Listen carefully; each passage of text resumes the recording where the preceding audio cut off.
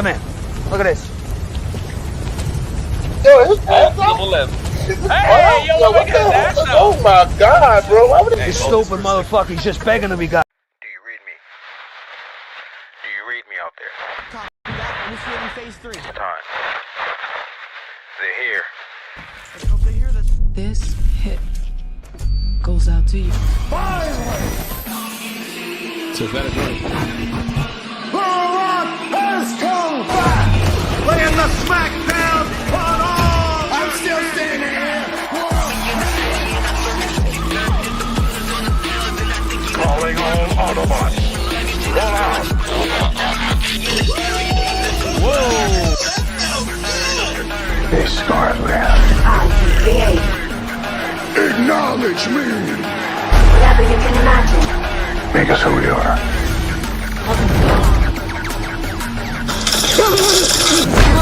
Welcome to another thriller reaction for Untitled Live.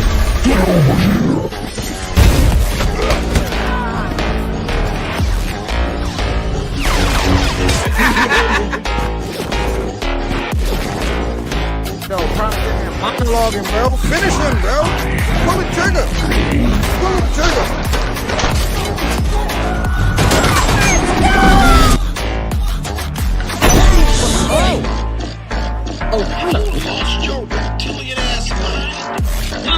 Open the fucking door. You know what I mean? You got cereal, right? You pour the last bit of it, and it's just that dust that comes out. You're like,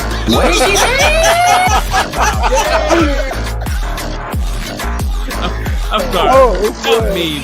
I'm sorry, guys. We don't need to be fixed. Because I feel like Star Wars is very like patriarchal, so it was. Oh, Jesus Christ. We are no Jedi. Feminists come into these bases and they don't know shit about the Lord. Hey, Google, everybody in this room is about that superhero life. And if you don't mind my asking, where the hell have you been all this And then when everything is over, and then he's king again, in King Dynasty or Sequel Wars, everybody gonna be on his dick again. And it's like, yo, You must be sleeping under a rock or something. bro, it's so, I hate people sometimes. Let it all out, bro. Let it all out. I am king. I'm driving the train right now. Maybe this time you'll learn. He bust Drake after that diss song. He put your TKs that I got to. Cisgendered feminism. Keep talking, goddammit. You keep talking, I'm gonna slip out of the suit and slap that thick ass wig up your face. Yo, You got the trust. That's it right there.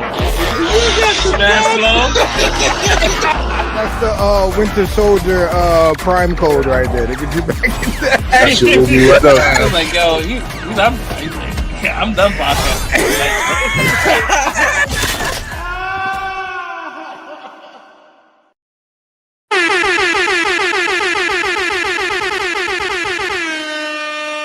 Yeah. What to do? We back. Yo, bro, it's been a minute. It's been a minute, y'all. We back, man. We had a nice little vacation, but we back here, man. Welcome to Untitled Live, episode 216. We here, baby, for another Friday. If you guys like what we do here, hit that like and subscribe. Hit that bell notification. We go live. Now we should hopefully go for live every Friday. So I mean, I don't foresee any days off this this time around. It's holiday season. Oh yeah, man. I don't know. See, there you go. Maybe we have to check the calendar real quick. We got next week. What's that? The 20th, then the 27th, then the 3rd, then the 10th of January. So none of the podcasts fall on a holiday per se. Look at this guy checking the schedule, man. All right, so we straight. We online. Yeah, We'll be online. You know, what was our last show was sometime before Thanksgiving, right? Yeah. Was it? Oh yeah, Yeah, we had the flashback episode. That's right. Yeah, so it was damn, bro. it's been It's been like almost a month. A month? Holy shit! Been 2 weeks. Nah, it was like 2 weeks. Yeah. I mean, it It feels like longer, but yeah, we was no. on in between. That's what it was. Yeah, It was 1 week off. We was back, and then we was off another week. Yo, I fucking automatically grifted to that shit. Like, well, word a month, damn, bro. Yeah, I mean, two weeks for us is a long time because that's a lot of talking points, a lot of shit happens, and we normally online. A lot of shit did happen. Oh, you got stories? No, just in life. You haven't have you not seen what's been going on lately? Yeah, I mean, a lot of shit did happen. We got things to talk about, man. We got quick side note. We got the drones that's flying around that no one knows what they belong to. That shit is happening. You got some CEO that got unalive downtown. That shit is crazy. So we're gonna get into that. Got Assassin's Creed going on, boy. It's looking, so yeah, we got a lot of things to talk about, man. But yeah. So I guess so let's get into our weeks, man. Everything's permitted. So Soulbrick, man, how was your week, bro? Oh, how was your weeks? How was my weeks? Yo, it's gonna be next week. Watch. No, actually, no, it's not. So I got new glasses. Hey, my left eye needed a little higher prescription. I know they look mostly more or less the same, but before they were brown. Did you buy the same pair of glasses? No, different glasses. These are Ralph Lauren, my brother. Like, bro, they look the same, bro. I'm sorry, I did not. They're know the same this, shape because like I can't get bigger ones because then they my cheeks lift them up. But that's crazy. Yeah, I got big cheeks, bro. You see this shit? I need to get like thin glasses. But so I got new glasses. Yay, left eye could see better now. I don't have to go like this. So, yeah, dude, awake like. Yeah, you're getting up there, bro. Yeah. They actually said my prescription did not change that much. They're like, yeah, it was like very minor. It was like you probably didn't even need it. I was like, no, I needed it. I was like, it's fuzzy on this side. I needed it. But aside from that, yeah, there was some community drama with Yu-Gi-Oh. Recently. So this past weekend, there was a Yu-Gi-Oh Championship Series in Anaheim, California, and Konami usually doesn't do this, but they dropped the ban list right after the final match, and this popular deck that's super budget, but is competitive, got hit hard on the ban list. So a lot of people are freaking tight, especially like new players that are coming in because it was like an affordable deck that allowed them to go to these high level tournaments and compete. So a lot of people are tight, including myself, because I just built the deck like 2 weeks ago and I was like, fuck, I just put this together. It's still fresh in the box I put it in. I haven't touched it. Now it's a shit deck. So that's people crazy. are tight. Yeah. So, but again, it's a super budget deck. It's just I happen to have all the cards lying around for it, so I was like, let me put it together. Why not? But I don't get why would you make cards just to turn around and ban them shits. Yeah, I mean they sometimes they get toxic and in the tournament. It's like when you go it ends up being like these cards are so toxic that they start creeping up in the aftermarket in the pricing, and then it becomes a pay to win type of deal. And so when decks or certain cards start seeing a high toxicity in tournaments, like being abused in like so many different strategies, they let it rock for a while to see if it like drops after a few other releases of cards, see if anything will kind of like overshadow it and everything. A while to like, okay, yeah, we're gonna limit this because we need to see a little bit more diversity. People are tired of seeing this in the championships because the championships they're live streamed, so you can watch it online, and it gets kind of boring and repetitive when every person that's on the stream is playing the same shit. It's like, okay, whatever. So other things was in the buy sell community this past weekend. So I came across a few high rarity cards and put them up for sale. Somebody was interested and they didn't like my price, so they said I'll pass. Somebody else followed up and was interested in buying all the high rarity cards I got. And I gave them my price and they're like, okay, cool. And I was like, okay, so this person wants to buy it for the price. It's cool. And then they told me, I think I want to get some more stuff from you too. I was like, okay.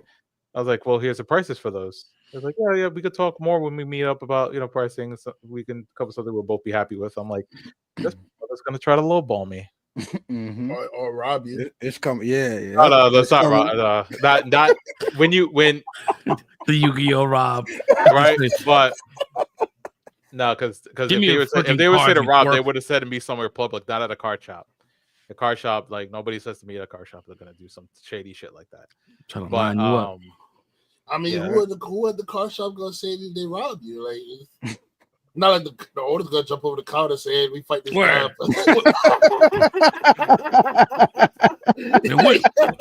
What are you gonna do, you dweeb? What are you doing? Anyway, that's crazy. So I gave him a good price. It's less than what was sold for on the website. There's this website called tcgplayer.com. It's what everybody uses to find the value of the cards because the website gives you like the pricing of what it's been sold at the lowest, what it's been sold at the highest.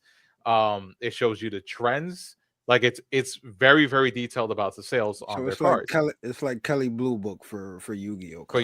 Yeah, Yu-Gi-Oh, Magic, Pokemon, like any TCG. It's like the go-to place to find the value of your cards. So the price I gave this guy, because at the time when I was selling one of these high rarity cards, it was probably about like $1.80. So I was like, okay, I'll give it to you for like a $1.65, right? Like 15% off of what it was on, which is usually what people sell their cards for. Is about 15% off. What the website says. So again, he hits me with we'll talk more because I might want to get some more stuff from you. And I'm like, this motherfucker's gonna lowball. He's gonna try to these two cards. He's gonna 100% waste my time. Mm-hmm. So I'm like, I'm not making the trip all the way out to another borough to go to the card shop to do this just to have my time wasted. Like it's not a short trip.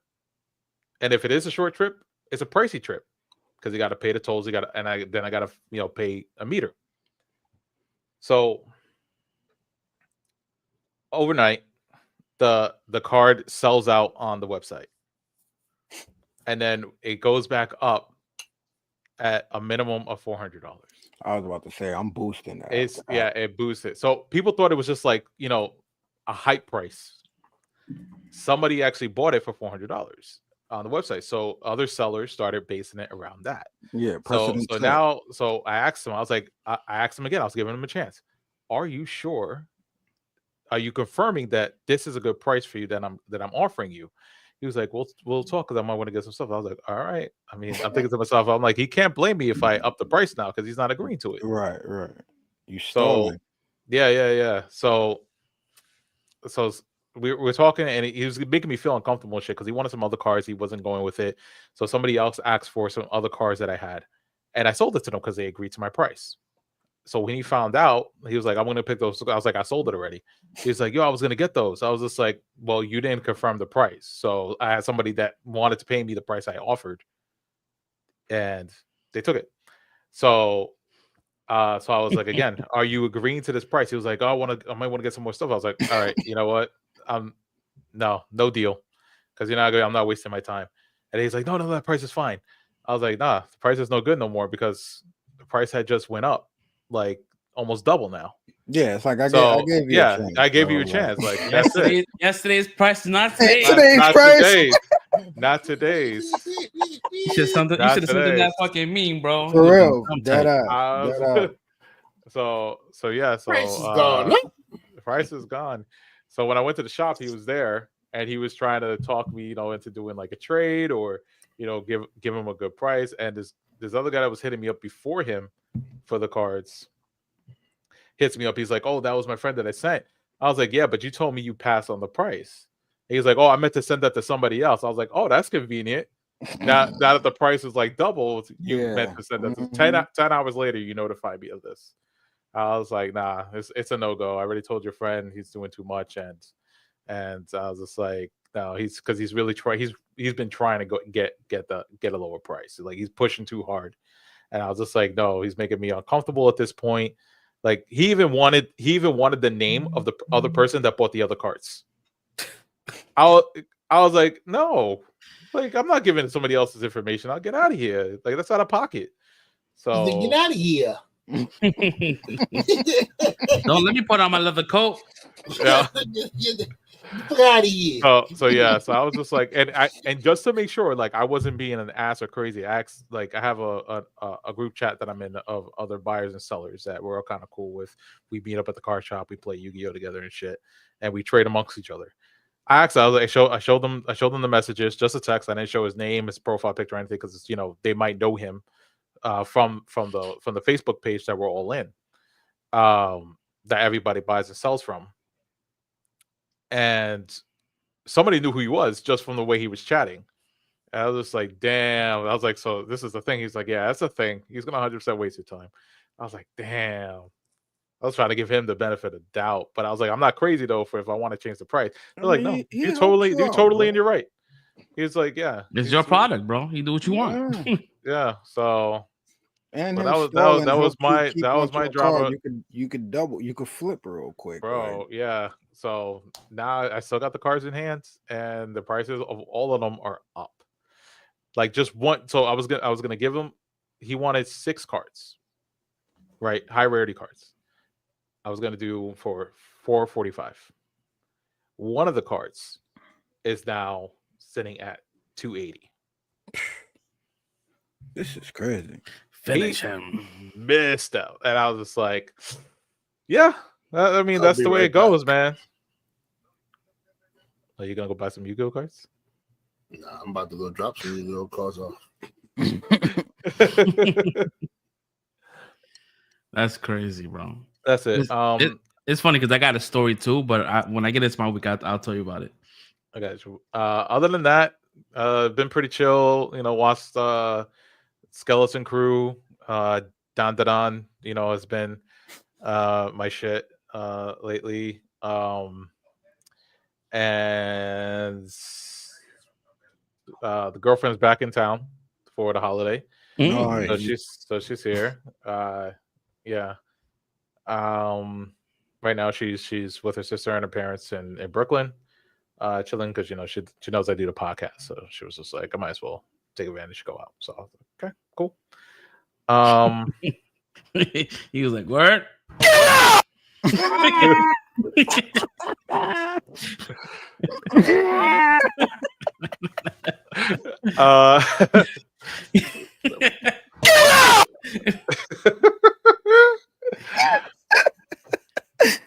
But yeah, I think that's been pretty much. I don't think I haven't got to the movies. I've been waiting for Shadow Sonic. I keep wanting to say Shadow the Hedgehog because the movie's Shadow the Hedgehog, but it's Sonic. It might as well be Shadow. Yeah, right.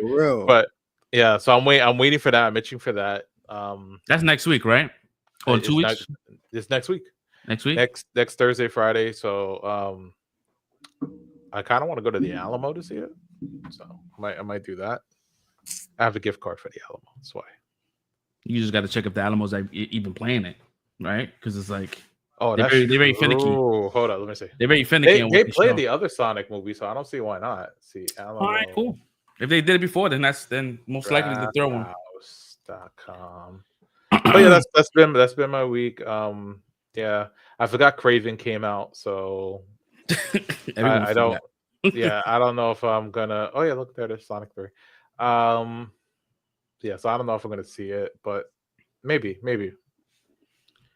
I was watching a little bit of it, and yeah, I mean it's not terrible. Just glad that the Sonyverse is over. Just glad. I guess I could get into my week, man. So funny enough, like you bring up that story about someone wasting time.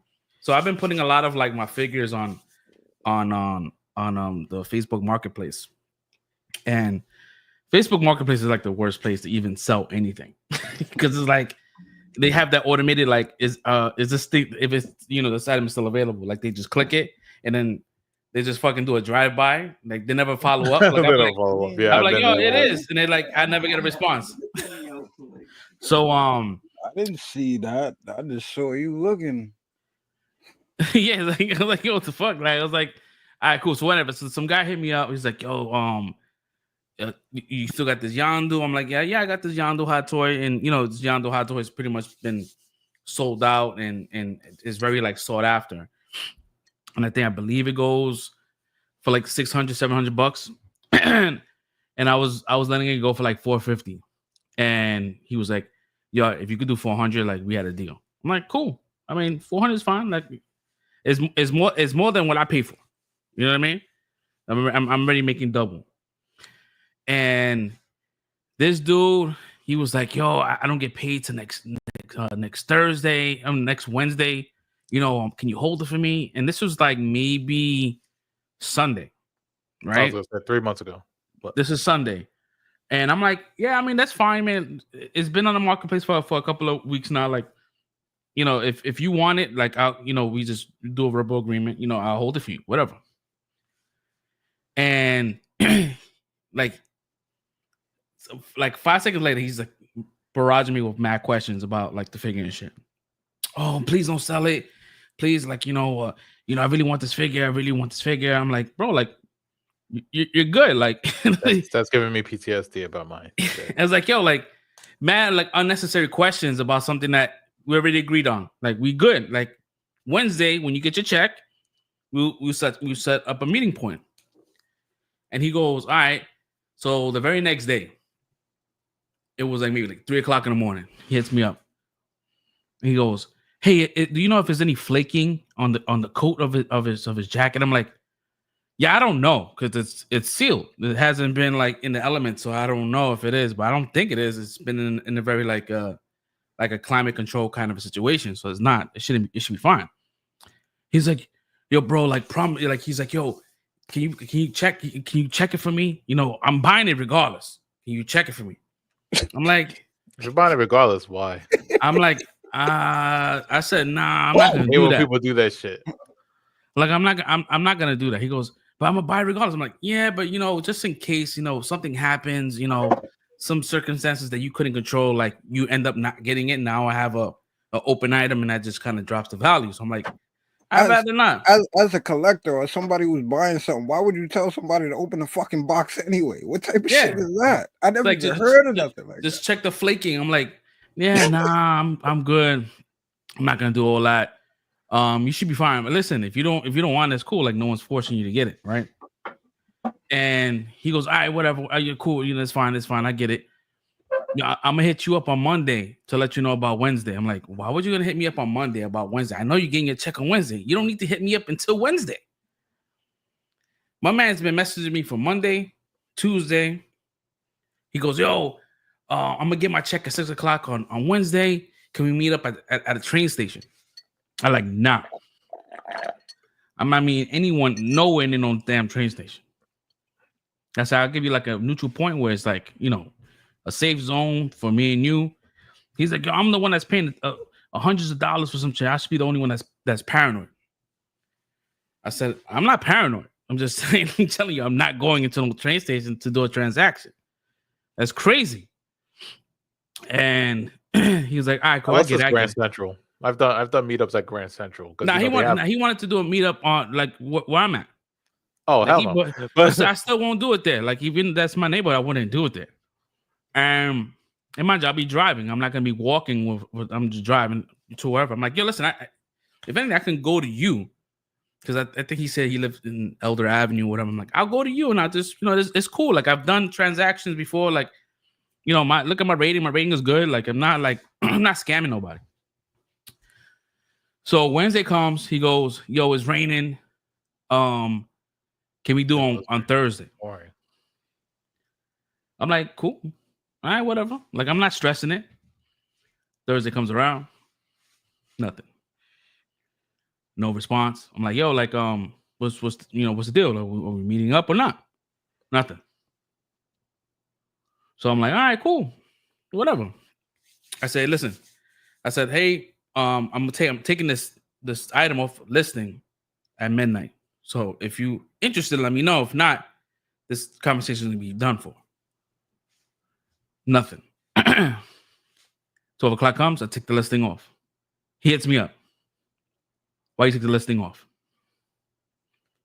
Though we had a deal. I said, nah, bro. I lied to him. I said, listen, I got another buyer, and they picked it up already. He goes, really? I blocked him real quick. Boom, boom, boom. Blocked him. I reported him as spam. Like whatever. I get another message about the same figure, but it was him as another account. I was like, yeah. I said, this man's used to this shit. He's so like, I I gotta like, that's crazy. So I was like, and I had him by name. I was like, is this da da da? And boom, it gets my like the chat box got, you know, like I guess he blocked me, so I couldn't respond. I'm like, yeah, I knew it was him. Yo. So I'm like, yo, bro, like, what the hell? Like, I don't know if I was dealing with like a kid or you know, like, you know, a young adult, whatever. I'm like, That's bro, what it like, sounds like. I'm like, yo, bro, like I was mad easy with it. I'm like, yo, cool, like, you know, didn't give you no hassle. Like you said, you got 400. I'll do it. Like I'm not even like going crazy for. I'm like, it's cool, it's extra money for the holidays, whatever. It's not a figure I'm gonna be, you know, displaying anywhere. Like, fuck it. But yeah, that was a weird interaction. I'm like, yeah, I don't like this. That's just, like the Stinky said. I got uncomfortable a little bit because of questioning. I'm like I started questioning myself. Is this shit flaking? Like, should I be selling this shit? Like, should I open it? I was really close to opening it up and checking for myself. I'm glad I did it. Is it taped the top and the bottom?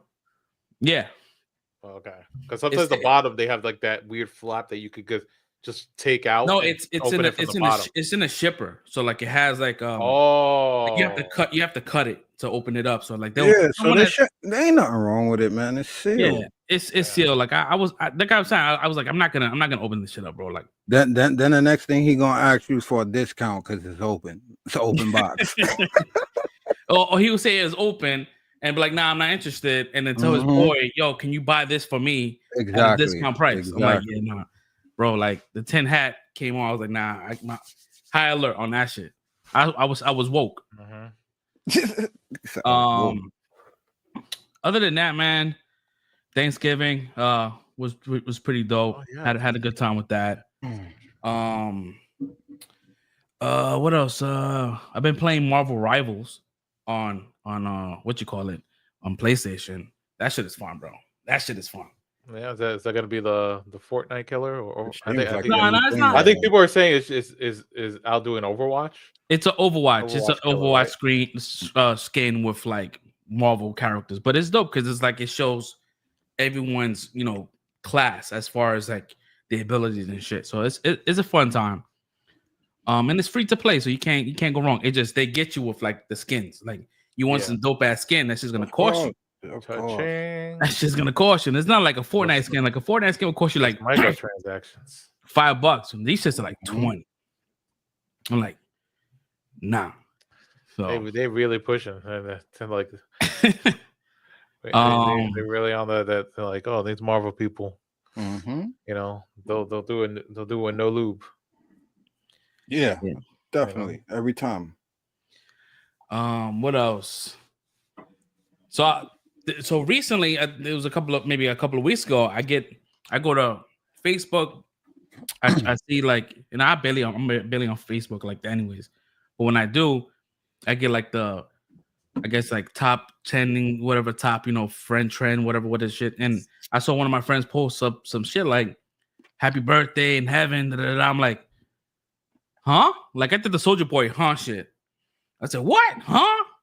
So I'm like, what? So come to find out, one of my old friends that, you know, I went to high school with, you know, we hung out. He was the dude I was taking those trains out to Canarsie in Brooklyn, like back in the early 2000s and shit. So he had passed away. I was like, holy shit. And then I'm looking I'm going to his Facebook and I'm like, looking at it, I'm like, damn, but he passed away in January. I had no idea at all that he had passed away. So I felt terrible. You know, yeah, that's how normally you feel like when you feel like you're not connected with somebody and something happens, you feel like, oh man, I could have done, you know, I could have reached out. So it was one of those situations. Yeah. And I reached out to his uncle to see how he was doing. And it was a sudden situation. So I was kind of bummed out about that. What else? Creature Commandos. Watched that. Episode 1, 2, and 3. That was a fun time. Skeleton Crew as well. Episode 1, 2, and 3. Had a good time with that. I really like Skeleton Crew. I'm on my Landman with my man Billy Bob Thornton. That show is peak television at this point in time. Lioness season 2 finale. So that's season 2 just wrapped up. Oh wow. Yeah, so yeah, if you haven't seen it, you can binge it now. Yeah. Yeah, and that show was fire, bro. Like I wish that was like something that was bingeable. It's just like every episode's like, oh shit. The Madness. I seen that. Watched that on Netflix. My man Cole Domingo. Was it Cole Domingo? Coleman Domingo. There we go. Watch that. That it happened. It started off really good, and like it felt like out of 8 episodes, you could have just like got rid of like a few episodes. It could have been finished. What's the premise? I never even heard of that. The premise is like he is a he's a TV, like he's a political pundit, mainly on like a leftist pundit, and he goes out to this cabin because he's trying to write a book, and the person that owns the cabin next door to him, come to find out he's like a white supremacist that some crazy shit. Ended up happening was that he lost power, and he went to that house to see if he can help him out with the power. Come to find out his body was like fully like mangled, like he, this the white dude. Oh, and and so they trying to blame the murder on him. So he's on the run, and that sounds cool. So he has like a whole bunch of like right-wing people trying to kill him in the process. But I feel like that could have been like cut, like stripped down, like to like maybe I would say 5 to 6 episodes. But it was funny because I was watching this shit. I'm like, yo, there's something like his facial expression is mad funny. I'm like, every scene, his mouth is open. He's like like this all the time. So I'm like, yo, is that a me thing? Am I like paying too much attention to this shit? When I go online, everyone is talking about the shit. I was about to say I saw something on Twitter about that. I didn't know that's what you was talking about, but I saw somebody saying the same thing, and it was like, I think somebody responded to that, like, yeah, if you see what the hell he's going throughout the entire movie, it's like, yeah, every time he turns around, some wild shit going on. No. Like, my man's in pure shock. But, yo, it's crazy, but it's a good show. I would say give it a watch. If you got Netflix, go ahead and give it a go. I believe it was trending like number 1 last week, so it was doing well. I didn't finish Cross. I'm still halfway through that. I don't know. I just keep getting like, I'll watch one episode and I kind of walk away. I don't like binge it. Abbott Elementary, I'm on that. Up to date with that. Shrinking, caught up with that. I mean, Shrinking is a really good episode. That's a really good show on Apple TV. What we doing in Shadows? Oh, I didn't see that yet. I didn't see that. I didn't see the season. Oh, I have not. I envy you. You get to binge so many episodes. Are they finished? No, I don't think they're finished yet. Oh, okay. I'll watch it. Season 6 is a few episodes. It's like 7, 8 episodes now. Oh, so that's enough time for me to binge. Yeah.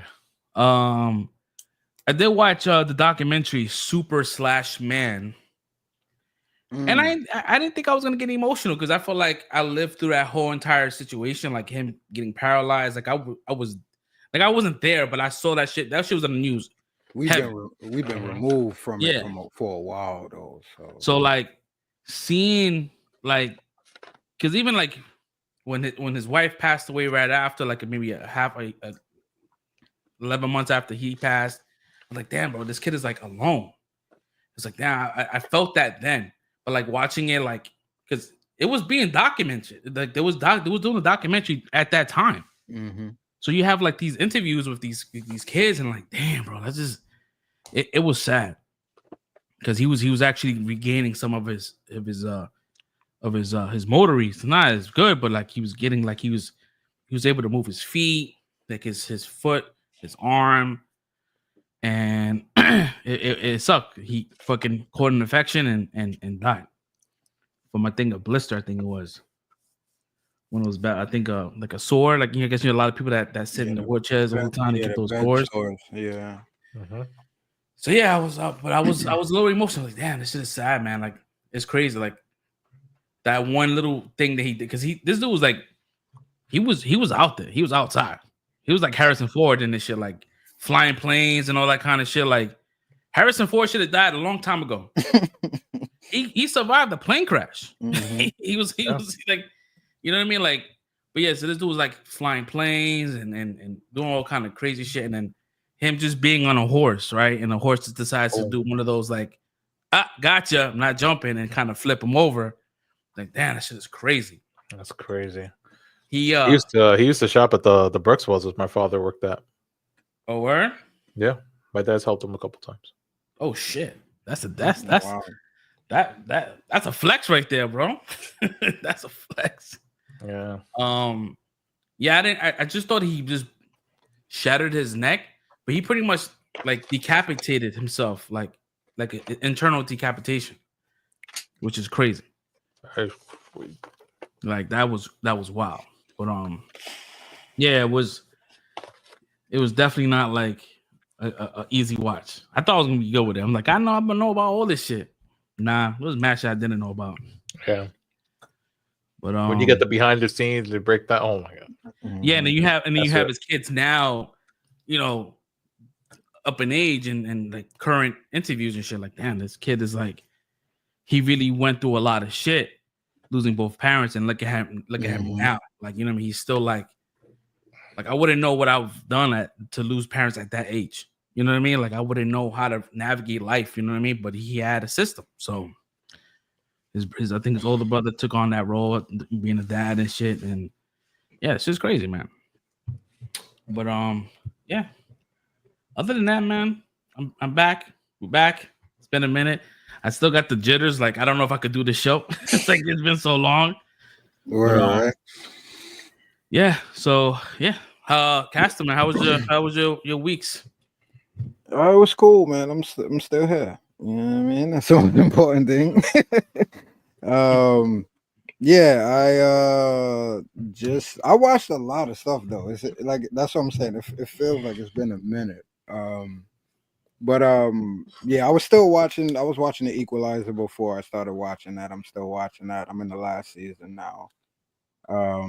Been watching Community, also doing a rewatch of that. Love that damn show, man. What's good, Marv? Yeah, I love Community, man. So I'm almost done with that. So yeah, I'm about to be done on that on a rewatch. I started watching Papa's House with Damon and Damon Jr. and I like that. I've been on like a sitcom like syndicated binge these past couple weeks. But that's cool. That's a new show. I'm really liking that. And I'm already caught up on that. So I'm gonna let that go a couple more weeks and then binge it again. It's a cool little nightcap or something to do when you just want to watch something funny and pass the time. Yeah, I finished Superman and Lois too, man. I had caught up with that so quick, and by the time I caught up, did I watch the last episode? Oh wait, did you? If you didn't, I don't think I did. If you didn't cry, if got emotional, you haven't seen it. Oh, okay. I haven't seen it. Not the last episode. I forgot to mention that. I did see it. That shit had me fucked up. Bro, you took the words right out of my mouth, bro. This is the CW we talking about, cuz. You know what? I kept watching it. I kept forgetting that it's a CW show. Yo, the show, it's the best one that they've done. It's the best one. I love. Nah, y'all not gonna sit here and play the CW in my presence, yo, because I'm not playing it. Y'all not gonna act like CW ain't putting out some emotional bangers before. Yo, like, I cried Sam and Dean Winchester, so don't even sit here and talk about it's CW. Okay, all right. Okay, now name three more. Name three more. Okay, what else I cried? I cried for Oliver Queen. That shit was a little bit sad. All right. What else? other shows out. There's other CW shows I cry for. Damn, my mind. One Tree Hill. Nah. Nah. But them Gilmore Girls will hit you, man. Let me stop. I'm not playing. I never watched it. I was about to say, yo, what? What? I beg your pardon. Nah, I never watched Gilmore Girls. But that's the thing. I'm not trying to play the CW. Like I've watched a few of them shows, but we all know we're not going to that for high quality writing and television. Like for the most part, like they have their bangers. Like you said, you watch. I mean, what that show went on for what? Like 10 seasons, 11. What? Supernatural. Nah, this is in the teens, bro. Oh, see, so that like. They got certain things. There's always these once in a blue shows you get that's like Friends or whatever that have these, or like Seinfeld that have these epic runs. But the CW, you're not going to the CW for that type of material. Like we all know for the most part for the past few years, it's been teen love triangle drama on like every single. I mean, Vampire Diaries was pretty good, and that shit got emotional. So also I didn't watch that either. Like that's what I'm saying. I didn't watch those. That was a spinoff of Vampire Diaries, and that shit was emotional too. They had some shit. I mean, they had some crap too. Like, I guess what you're trying to talk about is like I was keeping it to the Arrowverse, but like comic book in the comic book realm. Mm-hmm. CW. So that's what I mean. It's the best one that they did, writing wise and all of that. Yeah, Arrow again. That was the first one. We was all invested in Oliver Queen. That was emotional. Yeah, like Barry Allen. Like people fell off, and we all talk about the last few seasons. It happens, but like we was good with that too. Like I liked all of them shows, but again, to be 100% honest, like the Superman and Lois joint was the best written show that they had. I think it was the best one adapted, the way they used the villains in creative ways, or even the way that they used John Henry and as Lex Luthor and then spin him into John Henry. And there was a lot of things that they did that I liked. And again, just the writing and the way that they ended it, I think they landed the plane the best out of all of these shows as far as consistency. That was a nice ending, bro. I would have to go back because again, this is what fourth season. So they all like that, The Flash, Arrow, those first 4 seasons for all of those shows were kind of peak. I think. I think they all fell off after that.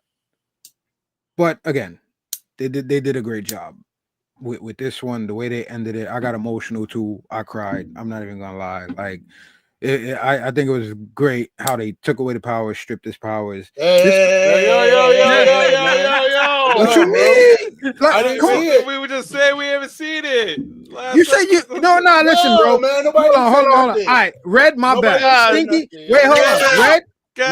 Red, my bad. Stinky, stop it. You was talking about Lois. You just saw Lois finish her operation before I even got up to that part, bro. So I don't know how you didn't see what I'm talking about. What part I was up to? That was like a couple weeks ago, and you was past me.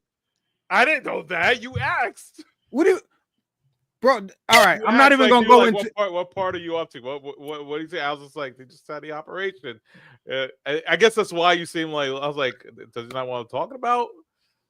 But when he said the ending, I thought he was talking about the finale or the last couple episodes. That's what I thought he was talking about. You was past me, so I thought you was up to the ending and didn't see the finale. I wasn't gonna ruin the finale, but either way, the pitchforks came out real quick, bro. Either way, it's all good. By the time they watch it, they ain't gonna remember it anyway. What are you up to, Red? You didn't even watch the show yet, right? I didn't watch the whole season. All right, so you good. By the time you get up to what I'm talking about, you're not the even season gonna or the remember series.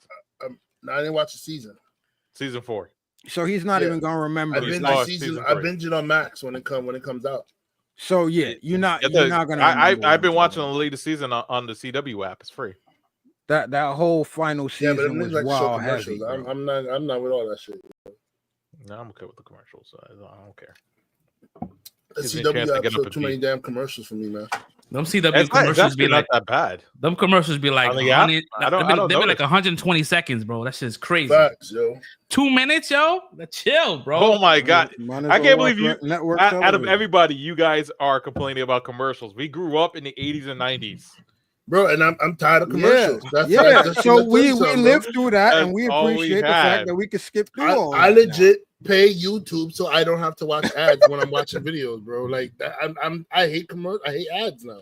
I don't want to see any. And but back in the days, like our commercials, we was actually interested in what we seeing, like the shit that it was advertising. Like now they're Those advertising commercials like are actually good fucking back in the lotion day. or whatever. Like Now you want to buy nobody this gives a lotion? shit about putting Chew. good commercials out. Nobody gives a shit about putting good commercials out anymore. Back in the day, we had fantastic commercials. Yeah, that's Now what you I'm get saying. That's why we was able crap. to kind of live through them shits. But now it's like I don't want to buy fucking lotion or There's no Blue Chew. creativity anymore. Squatch. Squatch. Those commercials are peak though. Squatch commercials are peak, bro. Yo, they don't even time appropriate these commercials no more. 'Cause I remember back in the day, you know, early when novellas was on, that's when the old people had their commercials. If you need life insurance and yada yada yada, and if you're suffering from diabetes and all that, that was the day commercial. And then in the afternoon, that's when they start showing the toy commercials because the kids are home. And that's when the toy commercials come on. And at night, that's when the adults have their commercials and stuff like that. But they don't do that no more. Funny, I didn't mention this shit in my week, but I rewatched Yellowstone, right? So on Yellowstone, I was watching that shit on Peacock, bro. Every commercial, bro, was diabetes, bro. To the point where at the end, I'm like, do I got diabetes? I started like looking for the signs. I'm like, yo, bro, so many diabetes commercials, bro. I'm like, that is crazy. Yeah, I'm mad. I can't remember homeboy name, bro, with the handlebar mustache. Diabetes. If you're suffering from diabetes.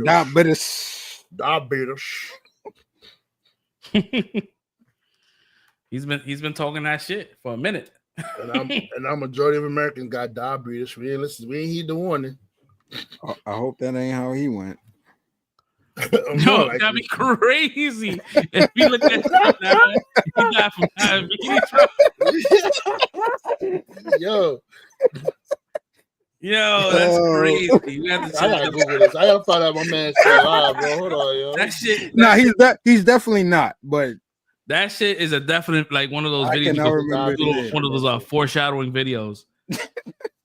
Diabetes. Yo, how I said the actor that did the diabetes commercial? They show Anthony Anderson. Who is in charge of Google right now? Brimley. Yeah, there you go. Yep, Born Brimley. There you go. Let's see. Is he still alive? No, he died August 1st, 2020. Cause of death. Cause of death.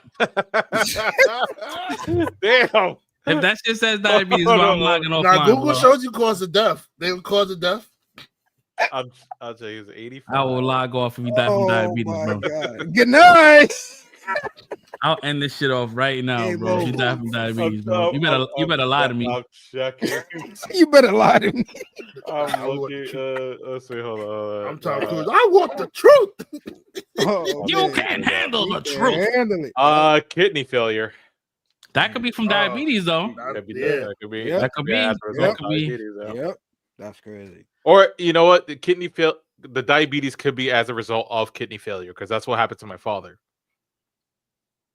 He had diabetes as a result of his kidney failure.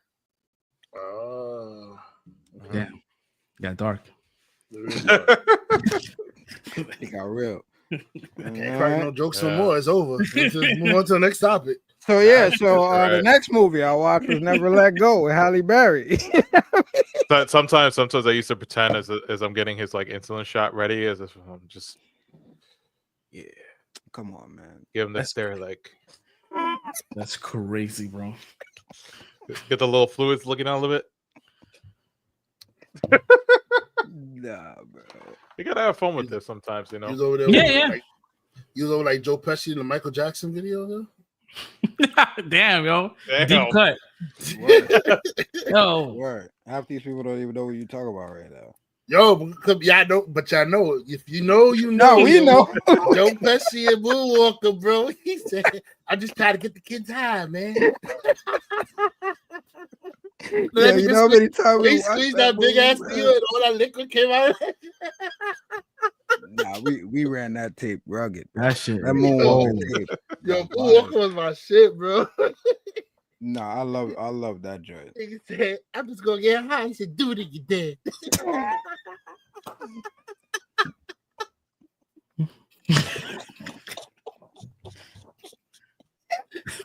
Oh Michael man. Jackson said, "Do it again." Oh man. Do it again. Oh man, so unbelievable as a tough guy. Yo, the funny thing is, when I was a kid, I thought he said, "Do it in your dad." I'm like, why would he get his dad high? Like, I got older, I realized, oh, he said, "Do it in your dad." Oh man. Oh man. Moonwalker. The 80s was a time, bro.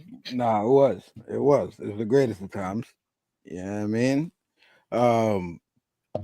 Let me see. Yeah, so yeah, I did watch that. Y'all know y'all saw the trailers for that, right? That Halle Berry joint, the Never Let Go. No. She was Is tied that the up one to where she has the kids and they're like, yeah, tied up to the rope to the cabin. Oh, okay. I saw the I think I seen like a still. I don't think I seen the full trailer. Oh, okay. All right. So I won't go full in on it, but I think the kids did a good job. I gave it about a 3. It's like a what is saying, damn, it's decent, bro. It's a decent movie. Damn. Yeah, it's crazy when he says 3. It's like, I enjoyed it still though. Like, you know I'm sorry. I'm sorry. Nigga pulled the Kevin Hart out here. You know what I mean? Damn. What you trying to say, cuz? Hey, you sure did the Don Cheadle after I said it. You was Yeah, I had to play into the role real quick. No, I mean 3 is good in our book, bro. Nah, but out of 5, that's more than half. Yeah, it was good. I wanted a little bit more as far as like the pacing felt a little slow as far as like getting to the reveal of the mystery, because it's kind of like a suspense mystery. I don't want to really call it. It's not horror. It's like suspense, more suspense than horror. It like verges on religious in a way. It's like it keeps you very. It's very ambiguous on about what's going on. You don't know if like she might be mentally challenged in the way she's raising the kids. You know what I'm saying? It's supposed to be in a setting where evidently the world went to shit. Some type of I guess demon or spirit done took over the world, and it's on some like hatred zombie shit where like people be rising up, and evidently that's what ended the world. But again, they're like, there's no real information on the background of what really happened. They keep you in suspense for a long time, and by the time it gets to the end, it's like, oh, I didn't see this coming, which is why I'm saying it's a good movie. It's like I didn't see this aspect coming to the way they ended it, but at the same time, it's like there's a lot of stuff that felt either left out or like they could have showed up or revealed earlier, which would have kept you more engaged in what was going on. But I still enjoyed it. It was a different type of film. Again, I didn't expect what was coming in the ending, and I guess I just got to sit with the fact of like, yeah, what's gonna happen next. I guess it's just one of those joints, not as a sequel, but like just leave it in your head as to what happens next. But yeah, it was all right. I watched Elevation with Anthony Mackie and Lorena Baccarin. And that was cool too. It was these movies to me were like upper tier, like B side movies, like B class movies. So I don't want to say that they're bad. They were good for what they were, low budget, but again, it's like because they're low budget, you could kind of that kind of takes away because the writing wasn't that strong in some of these in these two. So if the movie would have came out in the 90s, it would have went straight to DVD. No. If they would have came out in the 90s, I think they would have been successful. They would have been good movies that we revered. I'm not saying that they're not good, but in this climate that we're in now, it's like we're clamoring for a lot more substance in what we're getting.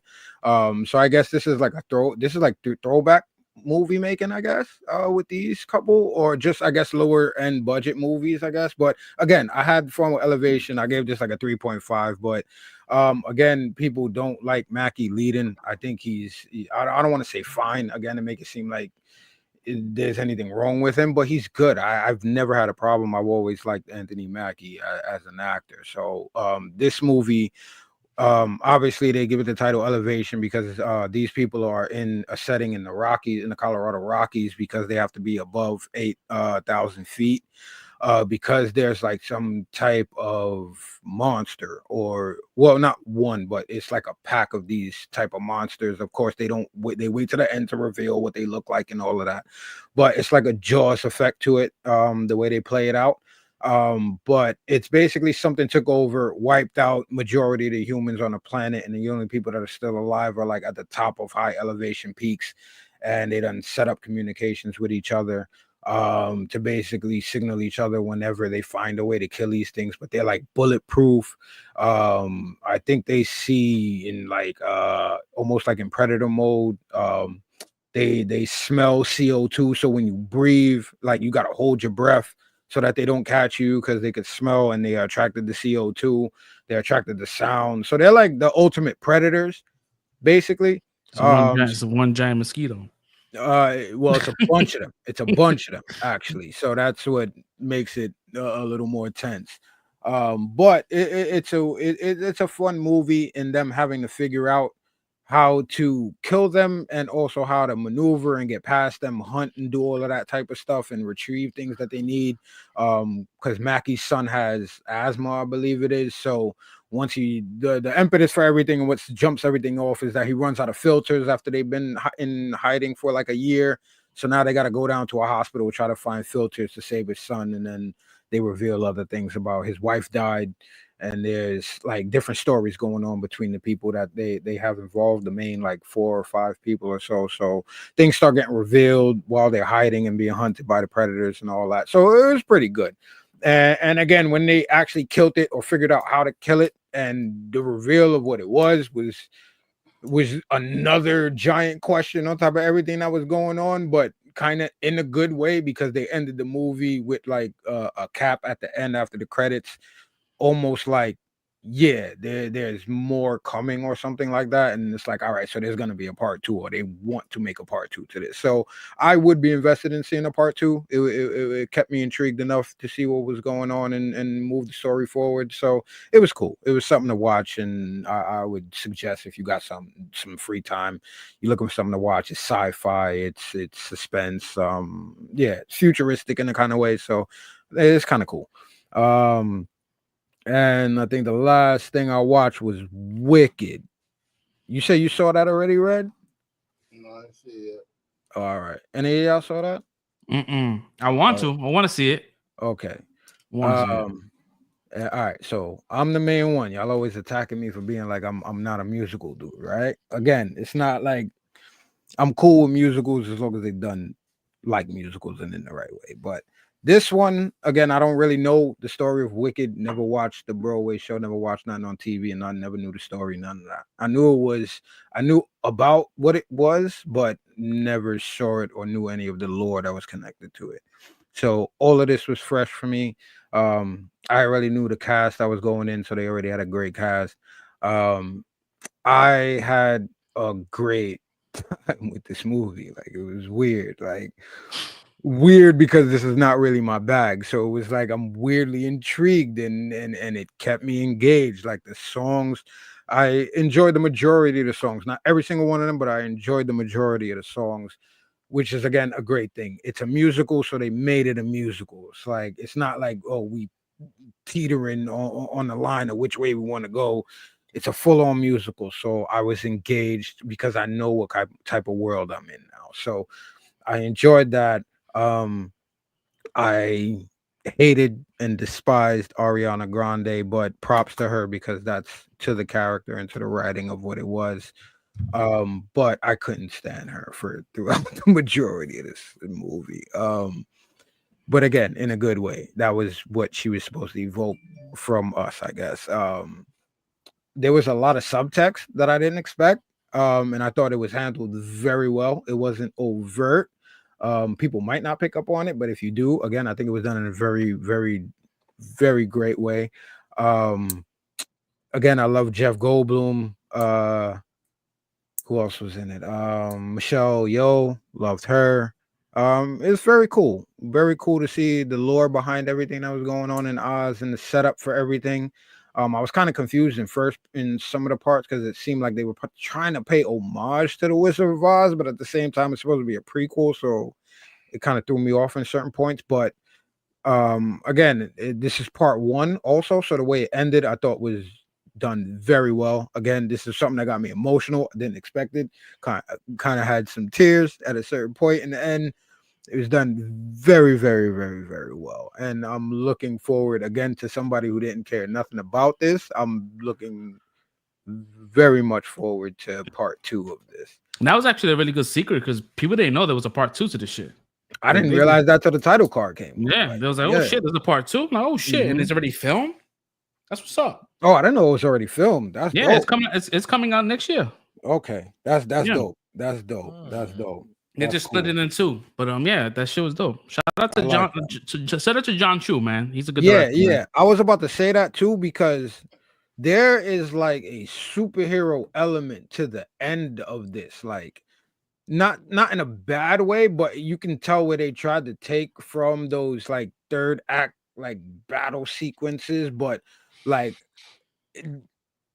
her first flight. I'll leave it at that. Like it's like her first flight sequence. And the song and the emotion and the context and everything behind it, that's when I got emotional because that was the great way of them building up to a point. And again, with the CGI and it was that was a dope moment. He definitely did his thing, bro. He did his thing with Hamilton, not Hamilton. In the Heights, Crazy Rich Asians. Yeah, he's yeah. That was a dope one too. Yeah, I really enjoyed it. I don't want to talk a lot about it, so I guess when you guys watch it, I guess we'll revisit it. But I really enjoyed it, and if you're on the fence, I would say watch it because again, I was just like, all right, I'll watch it, and I really enjoyed it. It was one of the best things I've seen all year. Yeah, I would like to see it. I definitely would. I did like the Wizard of Oz and kind of like the prequel of like how this chick became the evil witch she is, Glinda. I like the story behind all of that too. There's a real updated nuance to how they tell that story that I like.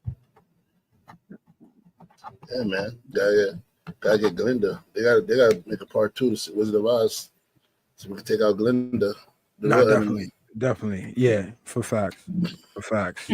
That's how I felt throughout this whole joint, bro. It's a throwback to them old school movies with the Mean Girls, and it's like she's just she's so fucking obnoxious, bro.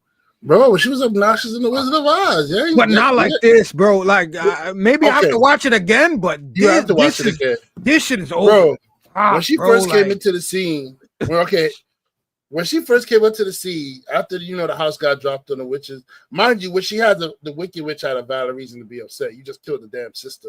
Like literally, you dropped the house on her sister, bro, and took her shoes.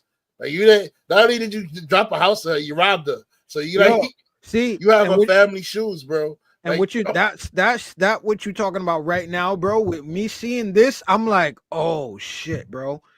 That makes that moment so much more emotional when that happens now. The foreshadow. Bro. Yeah, it's crazy, bro. Feet going valid. Like he said, there's valid reasons for everything now, bro. Like she fucking, this is Dorothy right to her face, bro. She's like, are you a good witch or a bad witch? And he said, well, I don't know. I don't know what kind of witch I am at all. She said, well, good witches are ugly. Good witches are beautiful and bad witches are ugly. So are you a good witch or bad? That's basically she called it Dorothy ugly to her face, bro. Yeah. Like I was like, wait, what? and then she sent her on a mission to kill the witch. That's what I'm saying. Everything comes to context now. It's like, yo, fuck this chick, bro. Glinda's evil bitch, bro. Like she's bro. Yeah. She's the real villain of the whole goddamn story. She is. And I know people hate that. Like, stop humanizing the villains. But in this, I'm like, nah, bro. I see it. This is a real reflection of society, bro. They really pinpointed a lot of shit. I hate this chick, bro. I really do. I really do, bro. I hate her. I hate it, bro. And she like the Wicked Witch is legit saying, all right, you know what, you did what you did, but give my shoes, give the shoes back, bro. Basically, she said give the shoes back and everything is all right, yo. They didn't get the shoes, yo. Yeah. It all makes sense to me now. Now that it all makes sense. Yeah, she's valid, bro. She's valid. F everybody, bro. Word, man. For real, bro. I've been saying the Green Witch has been misunderstood for the whole time. And then you pop in her crib and throw splashing water on her, bro. Like, come on, bro. She didn't even know you was coming over. You came over to her crib splashing water in her face. Her one weakness. Come on now. And then I came into this like, oh, they're supposed to be friends and all this, bro. Yo, I wonder bro. how she showers. Yo, I don't even want to talk about it, but nah, that's not her friend. Fuck that bitch. And she no magic, girl. I hope she gets it because she deserves she deserves everything that's coming to her, bro. Magic cleaning. Dirt be gone. Right. But yeah, 4.5, man. I really enjoyed that. That. Yeah, man. Wicked. I gotta go see it. Yeah. How was your week, brother? How was your week, Red? Or a couple weeks? Oh shit, we still on week. God damn. Yeah, man. Man. My weeks was cool, you know, and I'm working a new gig so far now, you know, it's been fun, you know. Learning, I'm in training, so you know they train you for a little bit because I'm an investigator now, so they train you on like how to like, you know, investigate internal stuff using their systems and stuff like that, and like how they do apprehension and for Sephora because it's not like the same, definitely not the same like in other places that I've been to. So, you know, yeah, I'm learning. Everybody's nice and friendly. For now. Excuse me, what? For now. No, I'm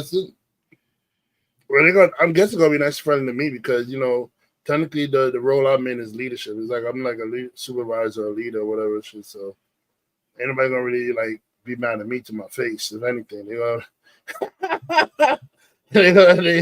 they may behind my back they might talk shit, but not in my face. And they're gonna be like, you know.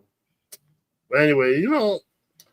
I've been all over the city though. Like I've been hopping from like different stores. Like I've been training with different people. So, you don't have like a home store? I do have a home store, but you have to like earn your store. Like basically, you get trained, and then you got to take a test at the end, like so showing that you know all the knowledge. And then after the test, they do a mock situational thing that see how you handle it. And yeah, after that, you get your store. So you don't know what store is going to be home. I do know what store mine. I do know my store. I'm just not gonna say my store on the internet so everybody. But I do know my store. Yeah, so you know, I'm working there.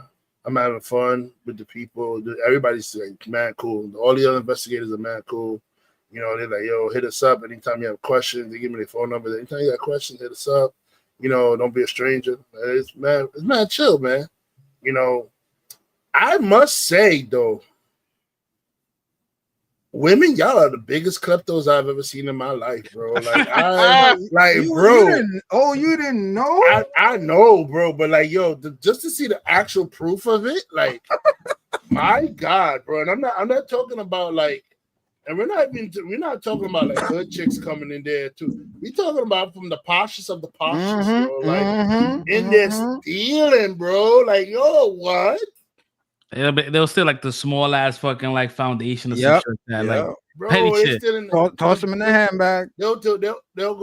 We have, mind you, they have samples of everything you need, but they'll still take the thing out of the box, try it on it, then they throw the box, they put the pencil in their bag. I'm like, oh, wow. Bro. So shrink must be high at fucking Sephora. It really is. Yeah. It is, but it isn't, bro, because it's so the shrink is so controlled. Like I'm not gonna speak it. I'll talk to y'all about it after the show. Yeah, we got it. Yeah. The after dark shit. Yeah. I don't want to say all the stuff on the internet, give us Sephora secrets, but yeah, keep it on low. But yeah, man, it's just crazy, bro. Like it really being here, like going in, bro. They do the buy one get one free cut because they'll buy, but they still gonna swipe a little something on the way out. They're not just gonna like buy one get three free. Yeah, bro. Like, bro, it's crazy, bro. Sephora got the good shit, man. They got all the Tom Fords there, bro. All of bro, they got a lot of like apparently Dior. Everybody likes Dior. They go for the Dior stuff, like the liquid lip gloss or whatever that crap is called. They go for that shit like crazy, bro. Every store they be like, "What's your high?" Like I asked them, "What's your high theft?" They're like, "Dior." Every store they say Dior.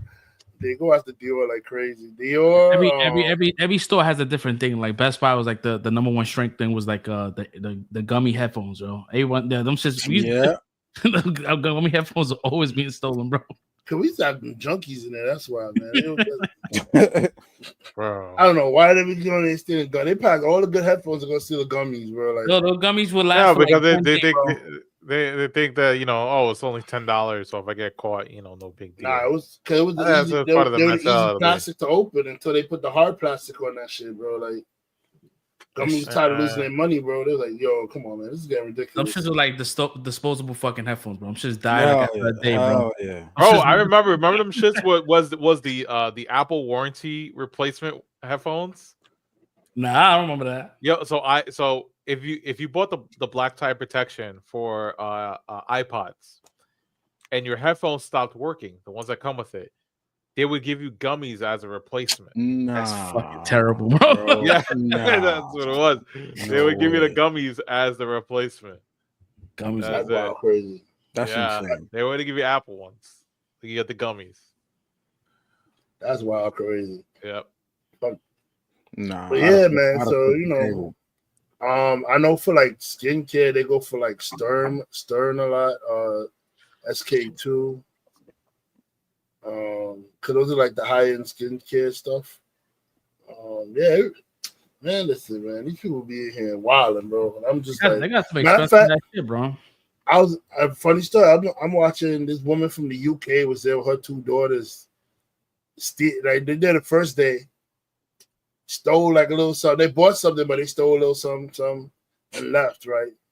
You'll tell me why the second day I came back to the store to visit. They were back in there again, bro. Like going at it again. I'm like, bro, you serious? You stole yesterday. You back in? Like we didn't get caught yesterday, so I guess I didn't know. Word, right? Y'all know when to let a good thing go, bro. They know they were onto them, so they know they let you. They're gonna let you rack up, bro. Yeah, I think Target does that shit.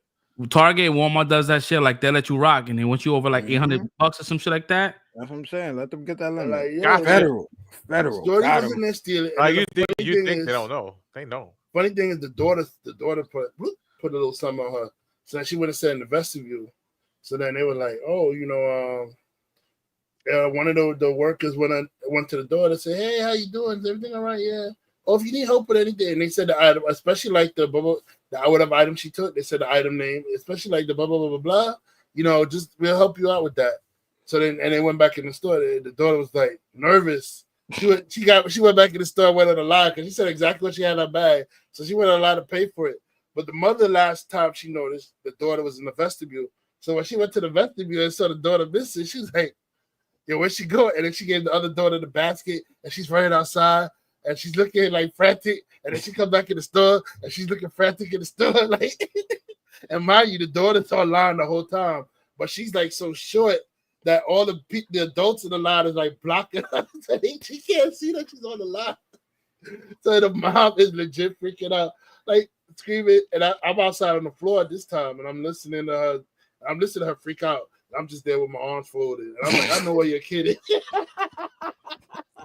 I said, I know where your kid. I'm like, I know where your kid is. Yeah.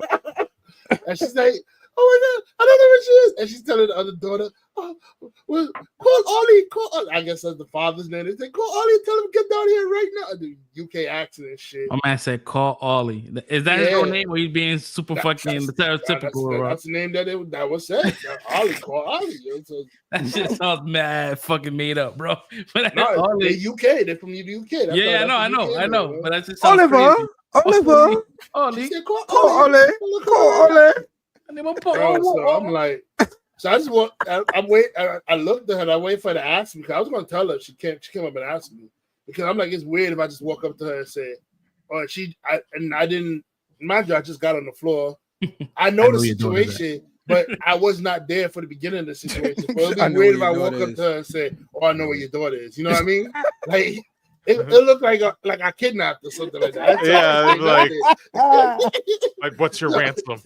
So I say nothing. So when she's freaking out, screaming, "Oh my god!" I walked up to the worker, like, her daughter's on the line. She's fine. And then she was like, "What? Her daughter's on the line." And I walked away. So then I guess they found her. She started hugging the daughter, and she's kissing the daughter on her head, and she's like, "Oh my god," crying and shit. And I'm like, what the fuck? I said, "Your ass was in here stealing. You wasn't doing this shit. Your daughter wouldn't have lost your daughter. You got scared." And I don't know in a whole nother country too. You bro, wildin', that's insane to me, bro. Like you stealing in another country, bro. Like I'll be so scared of getting locked up and then having to come back for court or not being able to leave, bro. Not being able to leave. Hell yeah, bro, come on, bro. And now where you staying? Because they're not gonna give you a hotel. Where you staying?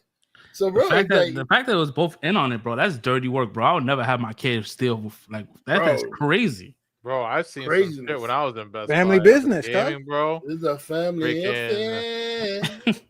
Oh shit, man, bro. So then I guess she must have felt bad because they next thing you know, she's buying everything she had in the basket, and then the stuff that they took from that she had the stuff she took. She paid for the stuff that she took. I guess she felt bad. Like after that, I said, "You gotta change your heart. You lost a kid, and the workers help you find it. Now you want to pay for everything."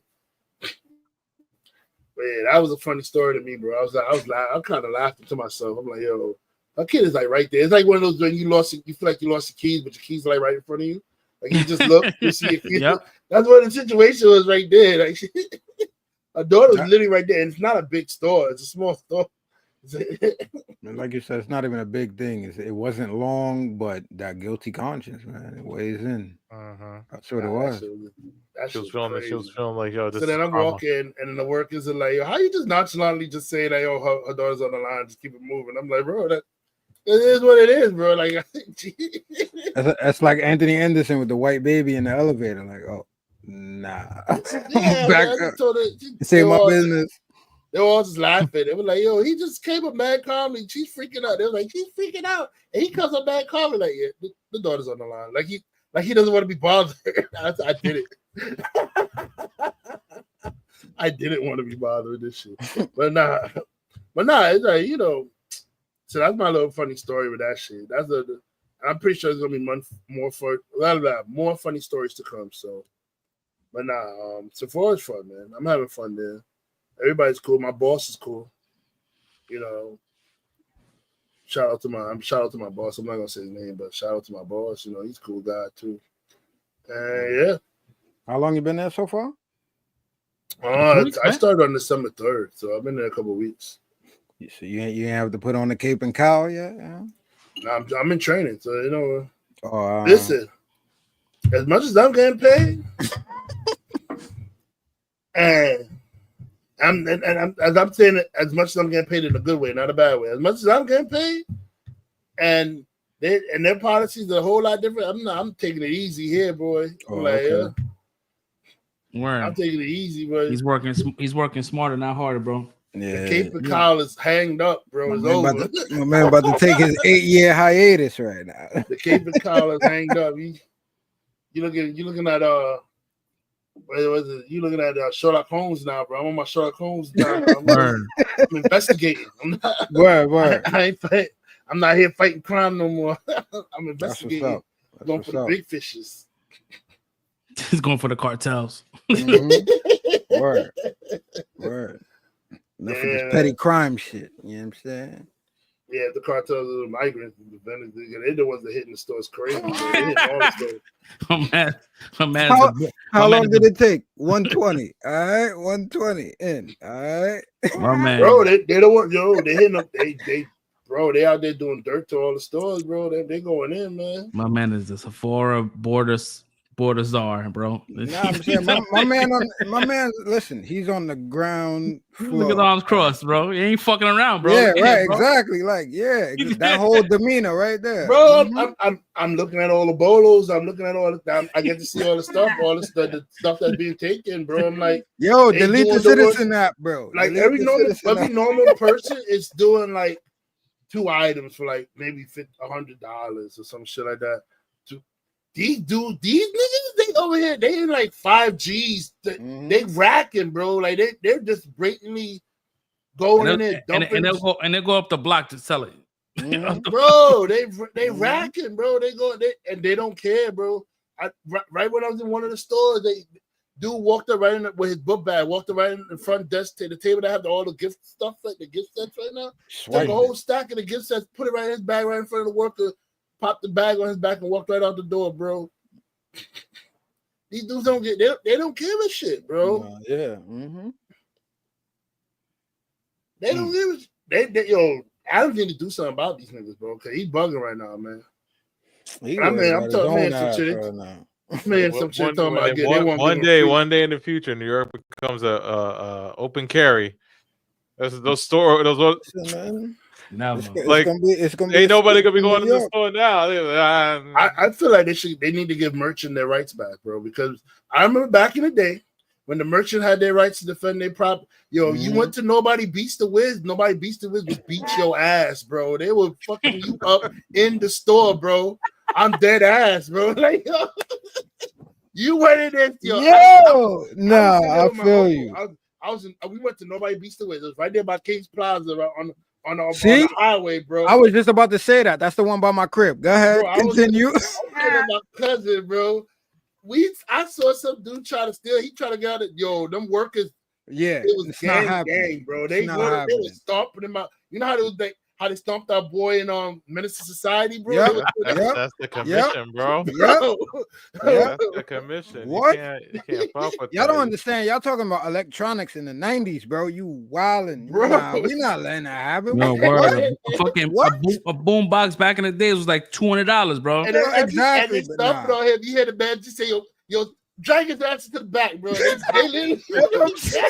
the Wiz straight 0. You not taking nothing out of these doors, bro. What? Bro. Crazy, bro. They dragged him to the back, bro. Like, nah, it was bro. It was wild. I'm telling you. I mean, not for nothing. I mean, I'm pretty sure more than just Beat the Wiz used to get away with that type of shit back in the day. Bro, it was more. I mean, there was no smartphones. What the fuck? How are you gonna prove anything? Right? Yeah, they're gonna wipe the tapes and be like, what are you doing? Bro, it's not even needed to prove, bro. When he's going to the cops, he's busted up, bro. Yeah, exactly. Ass, you know what happened. You know what happened. And it's like, what happened? Oh, he tried to steal this and that. Oh, all right, let's go. Now you going to jail, bro. I seen that shit at Best Buy, like year one. That motherfuckers be putting that office kid that beats him. Yo. Yeah. Bro, like they need to bring the merchant rights back, bro. If they bring merchant rights back, people wouldn't be doing this shit. It's over. It's gonna be over. They wouldn't be doing this shit, bro. Nah. Yeah, now it's like a catch and release situation. So these migrants know if they get caught, they're coming out the same day. And or they know that security can't do nothing. It goes on your record. It's back. You know, they don't got no record, bro. Yeah, they don't got nothing. They're not even like documented. Yeah, bro. they're not even documented, so they could just go in. They're undocumented. They're invisible, bro. They're invisible. They're invisible. They come in with fake passports and fake IDs. So they're undocumented citizens, bro. Yeah. And then when they get let go, they skip town. They don't stay here for the court trial or whatever they need for that comes up. They go to another state. And we're not fear mongering. This is the facts. No, this is a podcast that's being broadcast out of New York. So we here. Yeah, we're not in fucking Idaho talking about New York issues. We here in New York. We've been seeing shit like this before this became a problem for the rest. Bro, the dudes that jumped the cop, they let him go. He got released, and that he's gone, bro. They don't even know what the nigga is. Yeah, he left the state. He's gone. Ain't not holding him, man. What are you talking about? My man about to go discover the rest of this country right now, bro. Yeah, man, bro. Listen, it's an issue, bro. I'm not even gonna lie. I'm not gonna lie. They're issue, bro. I think that's the one thing I actually agree with the Republicans on, bro. Like, no, it is. Yeah, that's a national issue, bro. And the funny thing, they said it years ago. Like, yo, they're gonna be letting these rapists in, these criminals, and we like, nah, bro. They just fear mongering. Bro, fast forward to like confused. But that's the thing. It's like it's the way these people do it. Like, yeah, but you do these dickhead Why would you even? Yeah, let them come here. All right, you talking shit about Texas. All right, send them up there then. Then they get up here, and instead of y'all being like, all right, send them up there. I think the only state that got it the worst. I think the state that got it the worst is probably Chicago, bro. Chicago was the first, and then they ran out of space and they came to New York, bro. But like as of right now, we have 500,000 undocumented migrants that cross the border. Bro, I know one of the stores said they got the issue because the hotel is right there, bro. Where the hotel is right there, so they got the issue the worst, bro. They be coming in there like crazy. This is their job right now. We gonna wake up, go up, thief some shit, go back, go to sleep, wake up, and do it again. He said, you go walk the floor next minute, you come back to that same section, you see a whole stack of shit going, bro. That's like, crazy. And what's crazy now is like they eliminated the fucking the food vouchers, so they're not getting food vouchers, so they're gonna be robbing to make some money.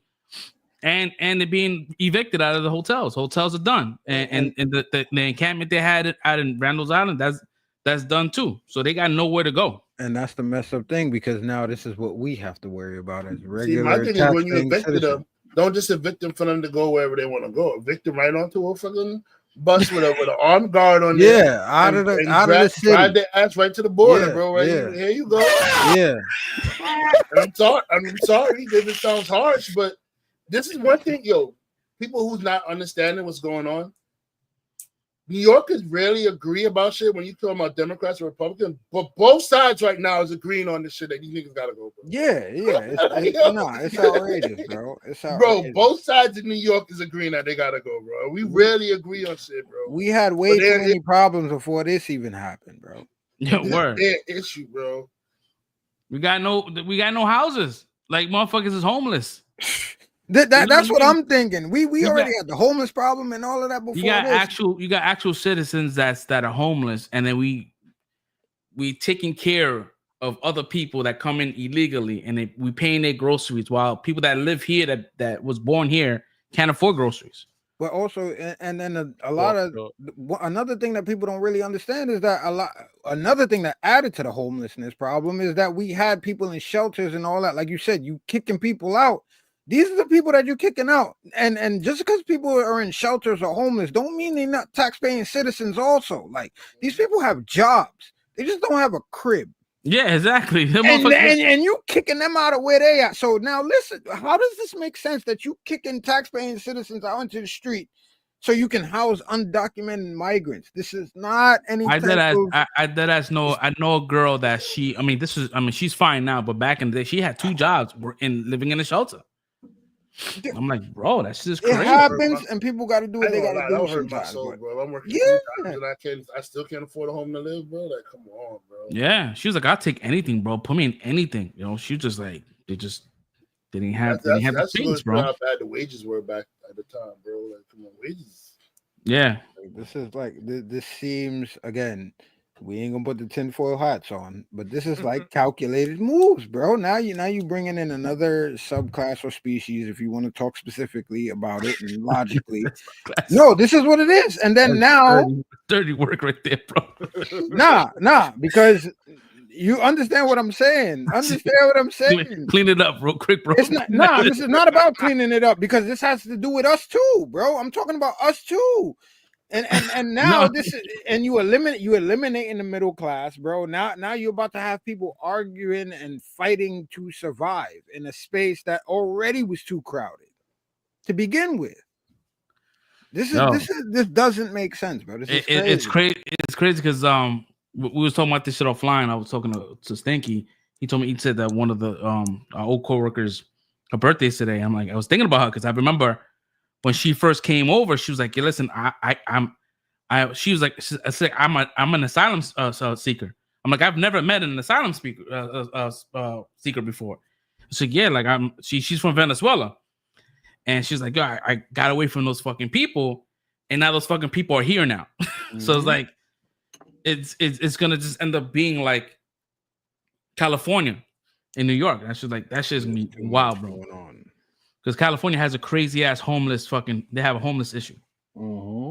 They have a whole block called Skid Row, and it's just like encampment, bro. I was out there. That That shit is They have humbling, like bro. a whole community under a underpass of a highway where it's like a city of homeless people.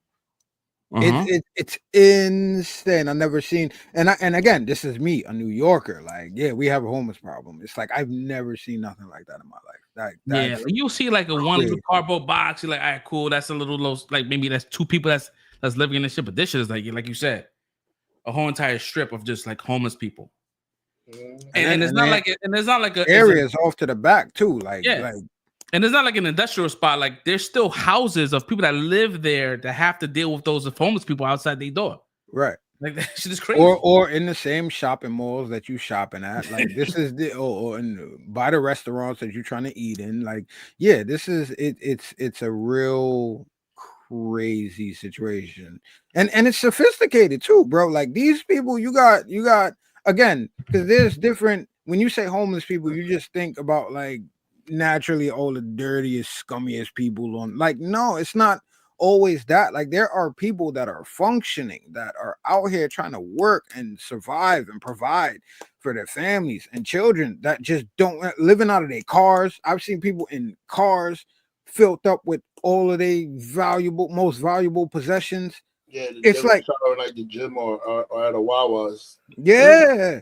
Or you got some dudes that's like, yeah, he got a homeless hotel. Like I even seen a video of it, but I seen it in person. Like this dude got a whole setup where he like, yeah, I'm renting spaces out. It's under an underpass, under a bridge, and it's a strip. And my man got stuff sheeted off, and I got this little section here. It's like a freezer. It's like, yeah, this is my hot tub right here, and it's like. So it's like even people if I pay somebody to sleep on the underpass, bro. Bro, when you homeless, bro, it's like, all right, you ain't got nowhere to go. This is like the most upper echelon of not having nowhere to be, bro. It's that's what I'm saying. It's crazy. There's levels to it that people don't even understand because they haven't seen it. And thank God that you haven't. Because it's a hypothetical. Would you be like? Would you want to be if you had a choice? To be homeless, this sounds crazy. If you had a choice to be homeless, no, I'm saying like if you had to choose, like to be homeless in New York or homeless in California, which state would you choose? I would say California because like the weather.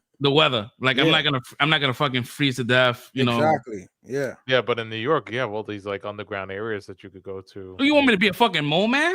Yeah, a fucking mole people, bro. That's crazy. That's cold out here, bro. It's cold. They be some like you go to some abandoned train stations. They be hot as fuck down there. Yo, join the Morlocks out here, bro. Train station down. They still got electricity. You got this heat. Like there's places to go in the city that nobody else is gonna go touch.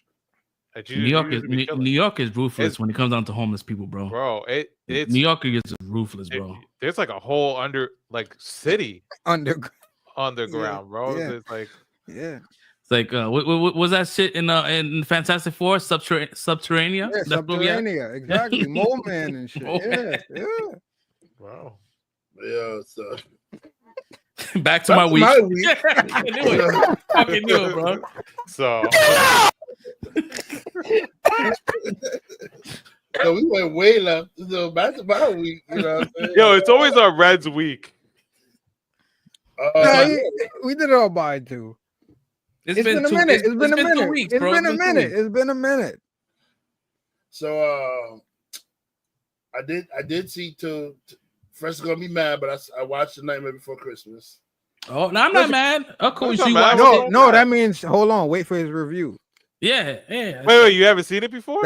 No, I never seen it. We were supposed to do like a watch party, but like it didn't work out because he was too tired. Oh yeah, because of the watch party. Okay, yeah. What's the review? Steph's gonna hate me. Ooh. Overrated, bro. I'm sorry. You know what it is? Say that in front of Jack right over there. Nah, he missed out on it in childhood. That's what it was. Nah, bro, that's I'm what it sorry. was. He doesn't have the attachment to it. Did you fall asleep, bro? I did not. I did not fall asleep. Was you up? What time was it? I stayed up. It was midday. I stayed up. All right, cool. Was you I eating though? I just. Was you eating? Huh? Was you eating? It's I all was good. watching it. What is that? I'm telling you what it. I'm telling you what it was, bro. Stomach or on a full stomach? Were you satisfied? Were you like? Were Yo, you at a leave comfortable, the man alone. you know, He just didn't like it as an adult. He missed out on it. It was one of those things that was peak at Bro, the I'm time. about to watch that shit like this weekend. Oh, you never saw it either? No, I saw it many times. Oh, all right. So what you just listen? I watched that shit. I Like think that's what it twice a was, year. bro. I think watched that's it what it right was. before, right at Halloween, and I watch it for Christmas because it's like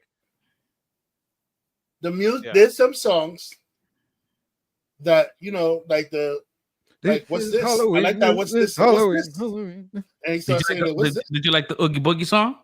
No, I'm not a fan of Oogie. Oh, I'm about to flip this fucking table, bro. Wow, bro. I'm not the a fan of Oogie Boogie. and I did like the beginning song to the "This Is Halloween." I'm not a fan of that slow ass song Jack was singing after the "This Is Halloween" song. Oh, he was sad, bro. I don't He give felt a like shit. just being like, he wanted more for his life. We're dragging on, bro. We're dragging me on with it. That movie's only like 45 minutes, bro. I'm like, bro, come on, man. Just get talking. What are we singing this for, bro? Like, Jesus. You sound like me We right just now. had a Kind big of music it's number. kind Why of we have above a to do all that stuff musical. now here? That shit has all the greats, man. They have Pee Wee No, Herman. They got Catherine It was O'Hara. beyond a musical at that point, bro. It was beyond a musical, bro. That shit was like, it was just music, bro. The whole shit was just music, bro. Like, there was very few talking scenes in there. But anyway, I'm not a fan of claymation animation. I'm not a big fan of it. That's one thing. So it already had that going against it.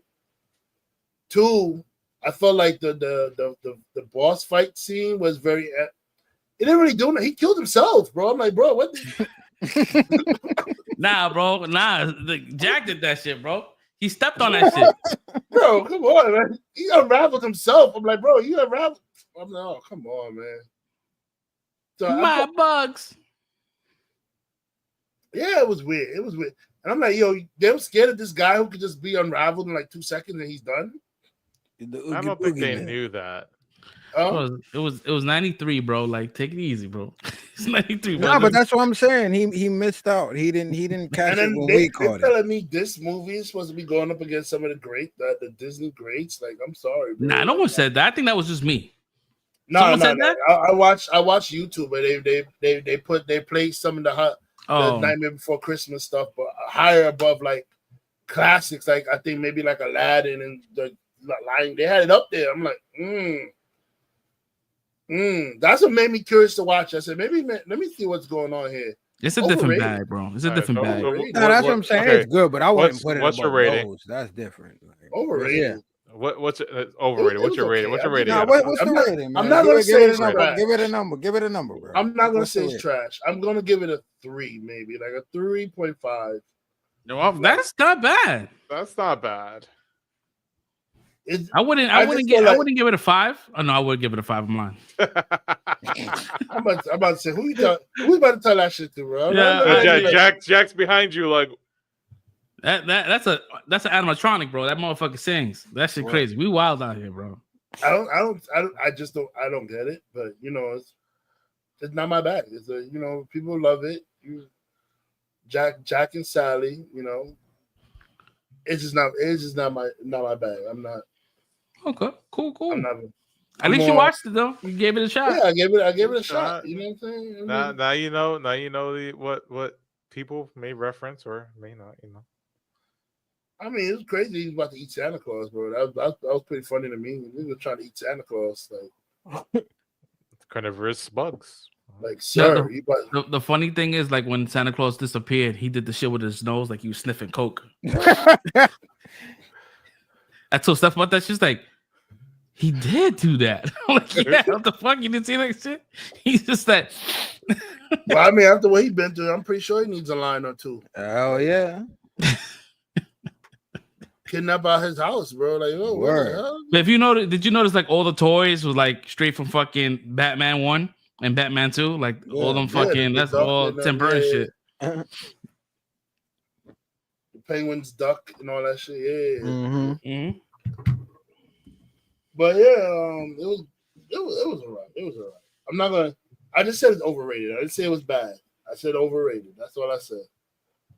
But if you gave it a 3.5, why you think it's over? Oh, because you think people think it's like Everybody give it like a 5. iconic.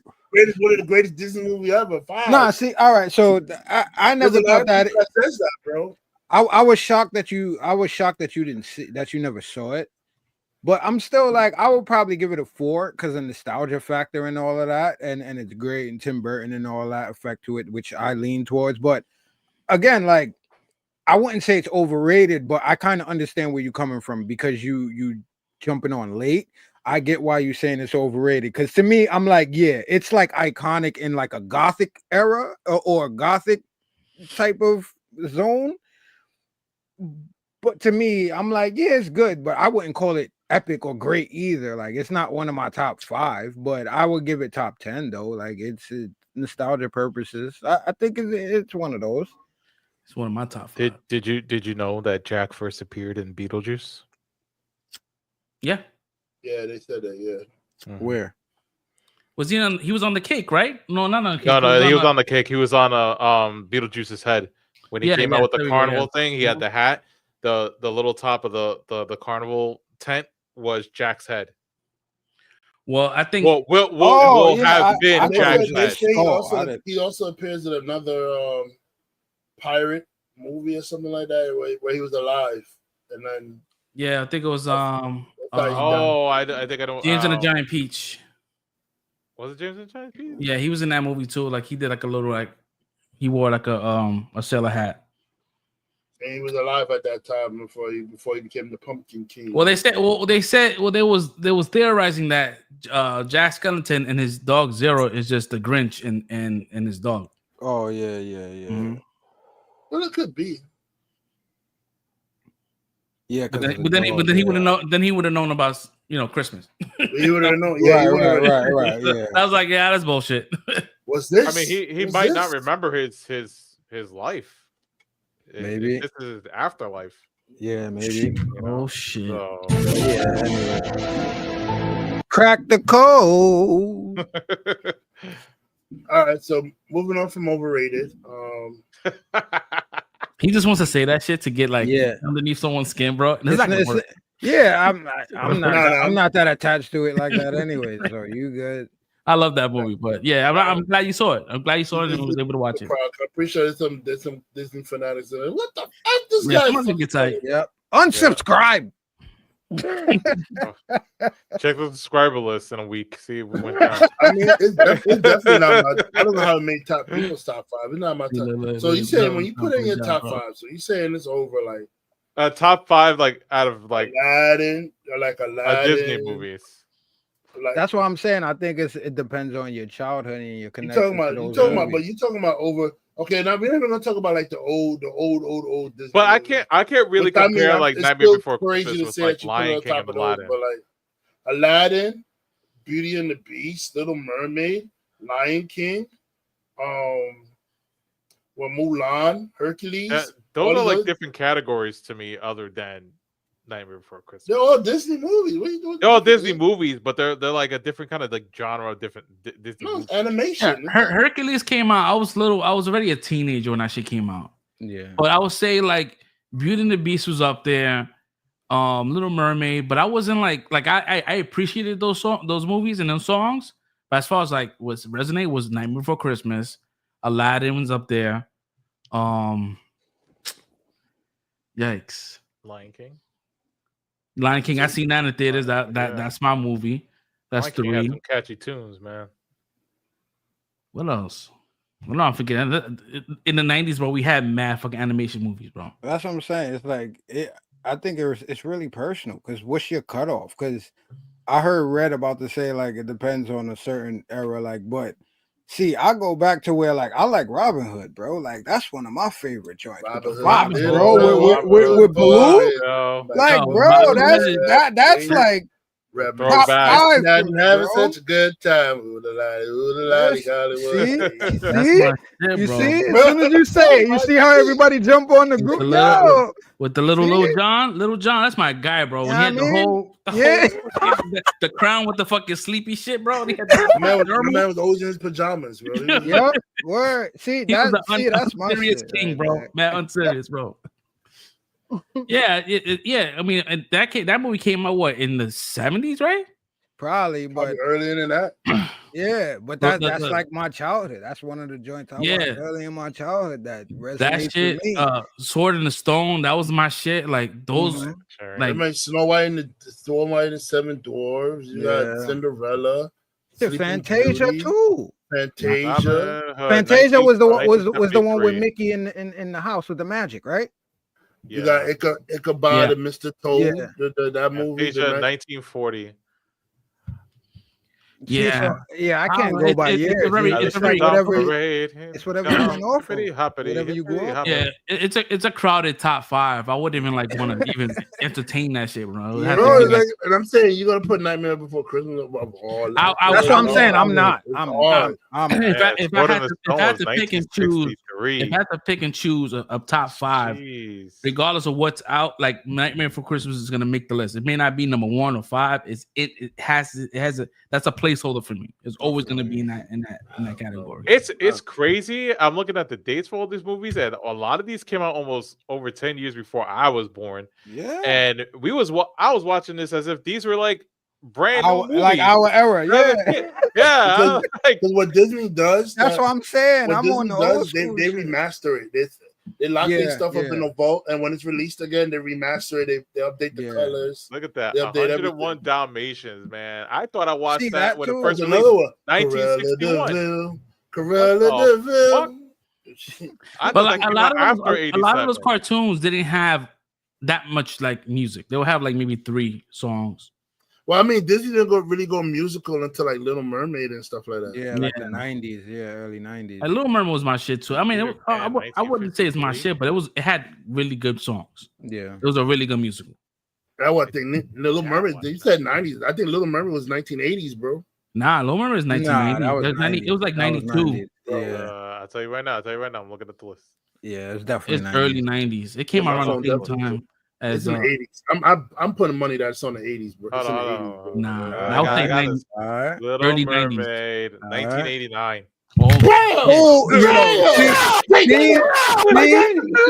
Yo, my man got that shit by like the hair on the bee's nut, bro. Like, what?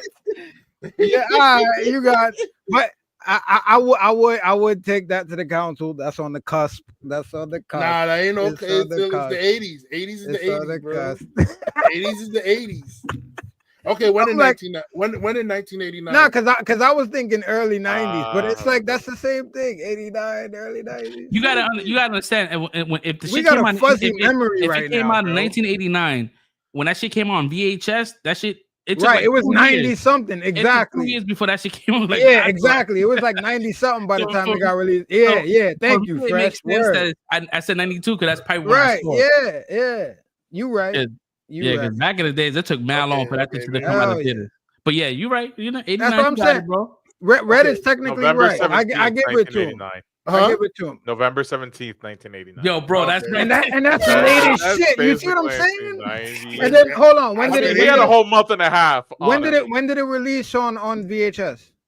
You got They're gonna show you that. Yeah, they have that. Yeah, they're gonna show you that. That shit came out. It's like 6 months to a year after that. Yo, it took forever. No, probably like a year to a year and a half after May that. 18th, 1990. Oh, so yeah. Oh, right after. Yeah, so like 6 months. Yeah, within the yeah. So see, yeah. You got it. You got Beauty and the Beast. That's when all the musicals came out. Beauty and the Beast, Little Mermaid, Aladdin. See, Peter Pan. We gonna throw out Peter Pan. That's the Peter Pan is 1950s, right? Bro, Peter Pan is old, bro. Peter Pan old. No, I'm talking about shit I seen as a kid, bro. I'm just like these are things I watched as a child. No joke. My dad watched that as a single-digit child. that shit's wild. I'm looking at that 1953. Yeah, look at that 1953. Yeah. I'm a codfish. You could tell, bro. When you watch these cartoons like in HD, bro, you can see like the imperfections of the lines. Yeah, like it looks like they just couldn't color in the lines. That shit is crazy. The fact that they was able to make that at that time, like that, everything had to be hand drawn. Every single frame hand drawn. Like now everything is digital. It's crazy. Stacked on top. You saw I saw this like documentary of how they did the backgrounds of shit, and they would With put the like paintings? with the paintings. They would put it. They would put the image of the characters, and then it was like in this glass kind of frame, and there was this whole contraption for it, and they would move the image around, and then even the camera, they would record and move it so that the background looks like it's staying still or kind of like moving closer or whatever, like to cause that perception effect. I was like, yo, that's really fucking cool. It wasn't like they were animating the background over and over again like they were with the characters. It was one solid background, and they were able to make it background almost as if it was moving. There was no such thing as reshoots, bro. At that Yeah, time, word. Whatever was out, bro, was out. That's why Disney used a lot of same scenes for a lot of the different movies. You know, it's like you see that a lot these days. The same dances, the same like kind of. I already know what Red is doing. Right now is looking at all Disney musicals right now, and he's like, I'm can't just looking at movies, believe period. I can't see like putting Nightmare Before Christmas on top of this. all of them. Nah, bro, like it's crazy. Yeah. I can't see it. Like, well, for me, not. I mean, again, like to Fresh Prince's point, it depends on your growing up era and like the attachment of like memories to those cartoons. Like for me, like me and my two sisters were living with my grandmother when we were younger, and during Christmas, especially during Christmas, my grandmother used to do this thing. She used to take the living room coffee table and put it to the side. She used to set out a big quilt on the floor, and me and my sister was like, put pillows. We would sleep in there, but we had that big wooden box TV, and we would sit there and watch the VHS of some movies, whether it be Aladdin or Christmas and and Halloween would be the Nightmare Before Christmas. So there's like that whole like memory nostalgia like unlock to those things that kind of put it up there on your top ranking. And those old TVs were like a space heater, bro. Yo, for real. The radiation was lovely. We were toasty. That shit was not safe, bro. That shit. I mean, I feel you. Doesn't mean it was great. Doesn't mean better than other Disney movies. I still feel like I'm missing shit. I mean, it's subjective. It's just art, bro. Like, yeah, it's art. Cool, but then I don't know. When we start ranking it, bro, I don't know. It's kind of weird. There's people out in the world that don't think fucking Lion King was good. Like that. That's crazy. I mean, crack is a thing too, but I'm just saying. But like I'm saying, like it's someone that really likes fucking Lion King. Like, oh shit, that love that you have for it is the same thing that people have love for Nightmare Before Christmas. Like, I think people on crack they don't like Nightmare Before Christmas, but it is what it is. I mean, I mean, I guess it is good for people who have ADHD because it's only like an hour long. So it's mad short, bro. I love it. You can watch that shit 3 times a day. I mean, I can see why. I see why people, short attention span might like it. It's only an hour. You ain't moving about your business. What the hell? My man fucking shots with left-handed compliments. It's a Halloween town coming at you. Jack better F off, bro. Jack was like, word? It's the Oogie Boogie kids. I rebuke you, Jack. Get out of here. Lock, stock, and barrel, bro. But anyway. So what else? What else have I been watching? We're gonna move on from this because we're gonna Tracker. I have not watched Tracker, honestly. Yo, he been slacking, bro. What's going on? You put me onto that shit, bro, and now you left me out in the sea. Bro, I've been training at my new job, and that shit is tiring, bro. Like sometimes I've come home and I just knock right the hell out, bro. Like there's other nights, like when I thought that I was gonna tell you, like, oh, yeah, I might not make the show. I'm gonna be a little late. Like matter of fact, when just tonight, I literally came in a few minutes before the show started, bro. I was here eating my dinner. That's why I had the camera. I was eating my dinner while I was doing the show, bro. Like, yo, but like yo on your lunch break, you know what I mean? Like, while passing time, you throw that shit on. Lunch break. Watching your phone. Nah. I like to get comfortable and focused when people talk too much. I hate people talking while I'm watching my shit, bro. Like, but anyway, yeah. So I didn't see Tracker. No. I was watching the Chosen, the fourth season of The Chosen. I don't know if people know, it's a show about Jesus' disciples and Jesus. Pretty popular right now. It's pretty. Yeah, Jesus is pretty popular out there. It is. It's pretty popular right now.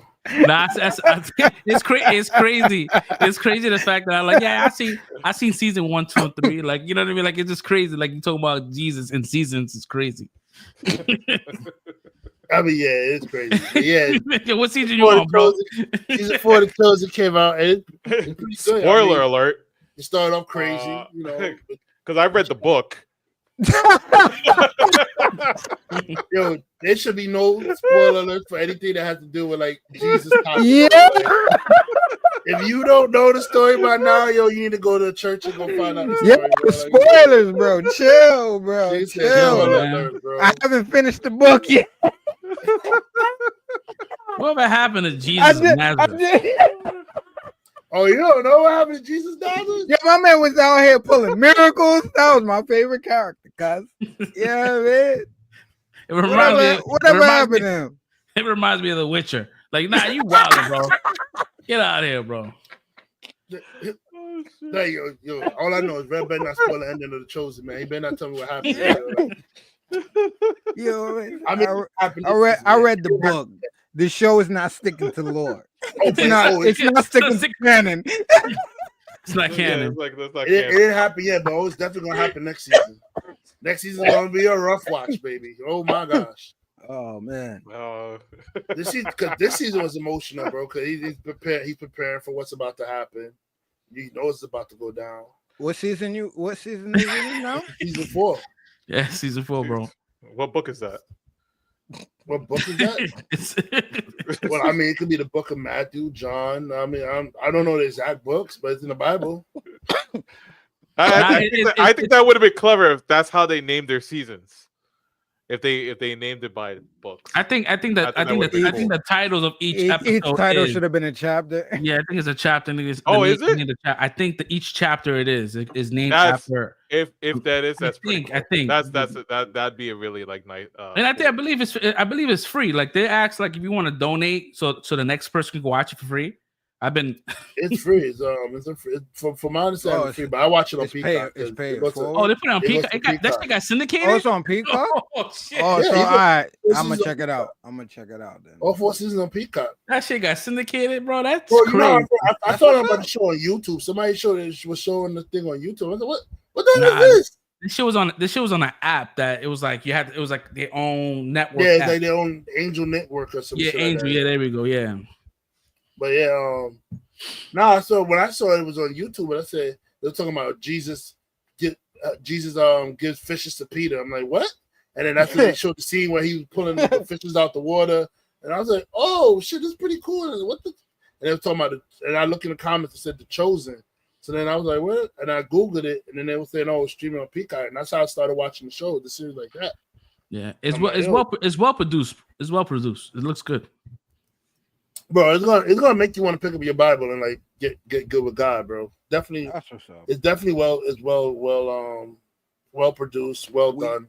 We need that right now, man. And it's respectful. It's respectful to like religion, the Judaism. It's respectful to like all the sects of Christianity. Is not because even though the show is made by a Mormon, it still respects like all the sects of Christianity. It's not like disrespect to any kind. Until the resurrection of God, that's when the Jews kind of walk away from that. Like, nah, that didn't happen, bro. Well, I mean, the Jews walk away from the story of Jesus, period, because they don't want to know what happened. Bro. Yeah, exactly. You ain't gonna touch that exactly. one, we ain't do that.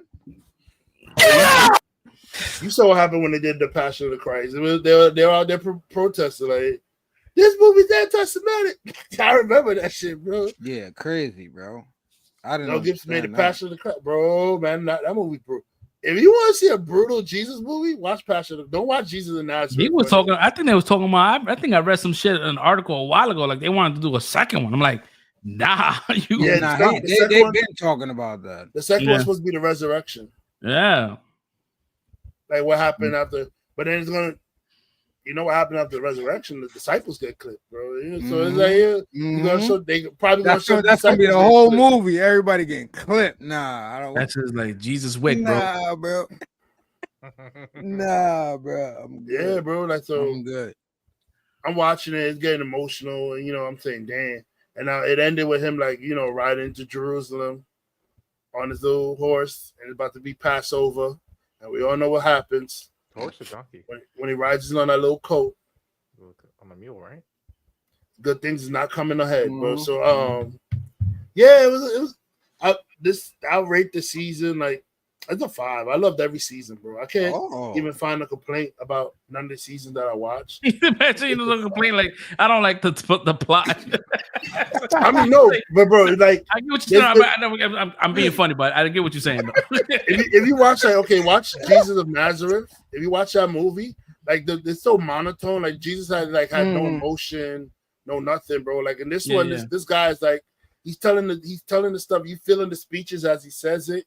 You see the emotion on his face when something real shit is going down, and he's like telling people his issues, and they're like, oh, but they're human. He said, I'm human too. I'm human.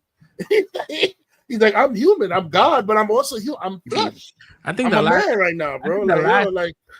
I think the last episode I was on was when I forgot the guy was by the well and he was trying to get blessed and he couldn't walk and he was there for months, bro. I think months or years or some shit like that.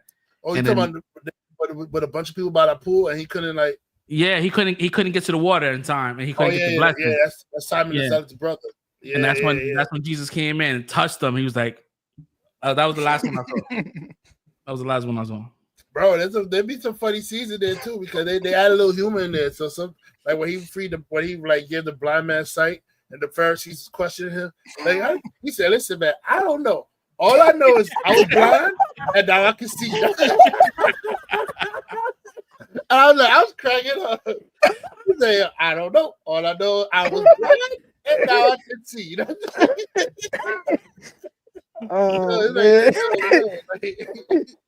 You watch that, bro, and I'm cracking up. I'm like, bro, but it's facts. Like, you like, bro, how did it happen? But I was blind my whole life, bro. Like, they got boiled up to me, bro. So I don't know. All I know is I'm blind. Now I can see. But the homie was like, I don't know, bro. I didn't walk yesterday. I'm walking today. Yeah. And when I talked to my mother about this scene, she said, "Yo, it's that those phrases are literally in the Bible, but it's the way they do it in the show, bro. It's like, I'm crying, bro. But like the words are really in the Bible. Like the person really said, I don't know. I don't know. I was blind, and now I can see." I don't know, Poppy. It was like the Poppy thing. Yeah, I don't know. I don't know, Poppy. I don't see nothing, Poppy. And now I can see. That's it.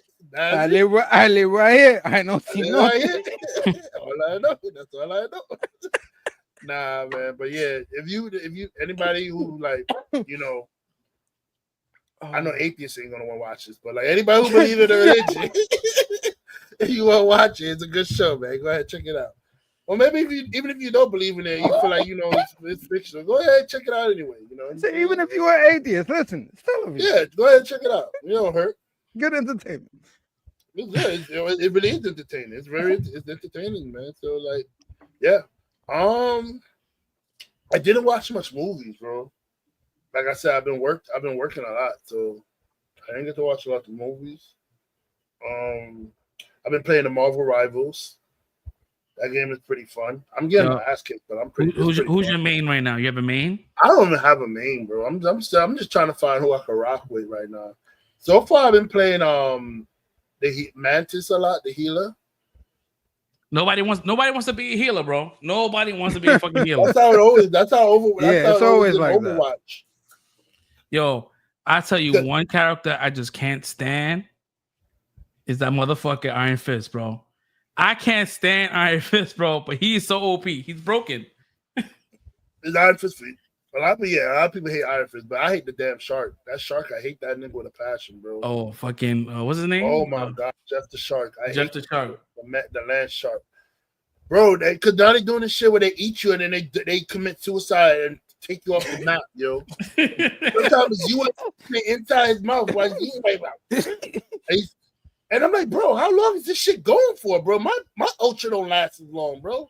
This nigga I think Doctor Strange does the fucking portal before this game opens. So when people jump into the level, they go into a portal into like the outside of the map. I saw some dirty shit, bro. The dude Doctor Strange created a portal.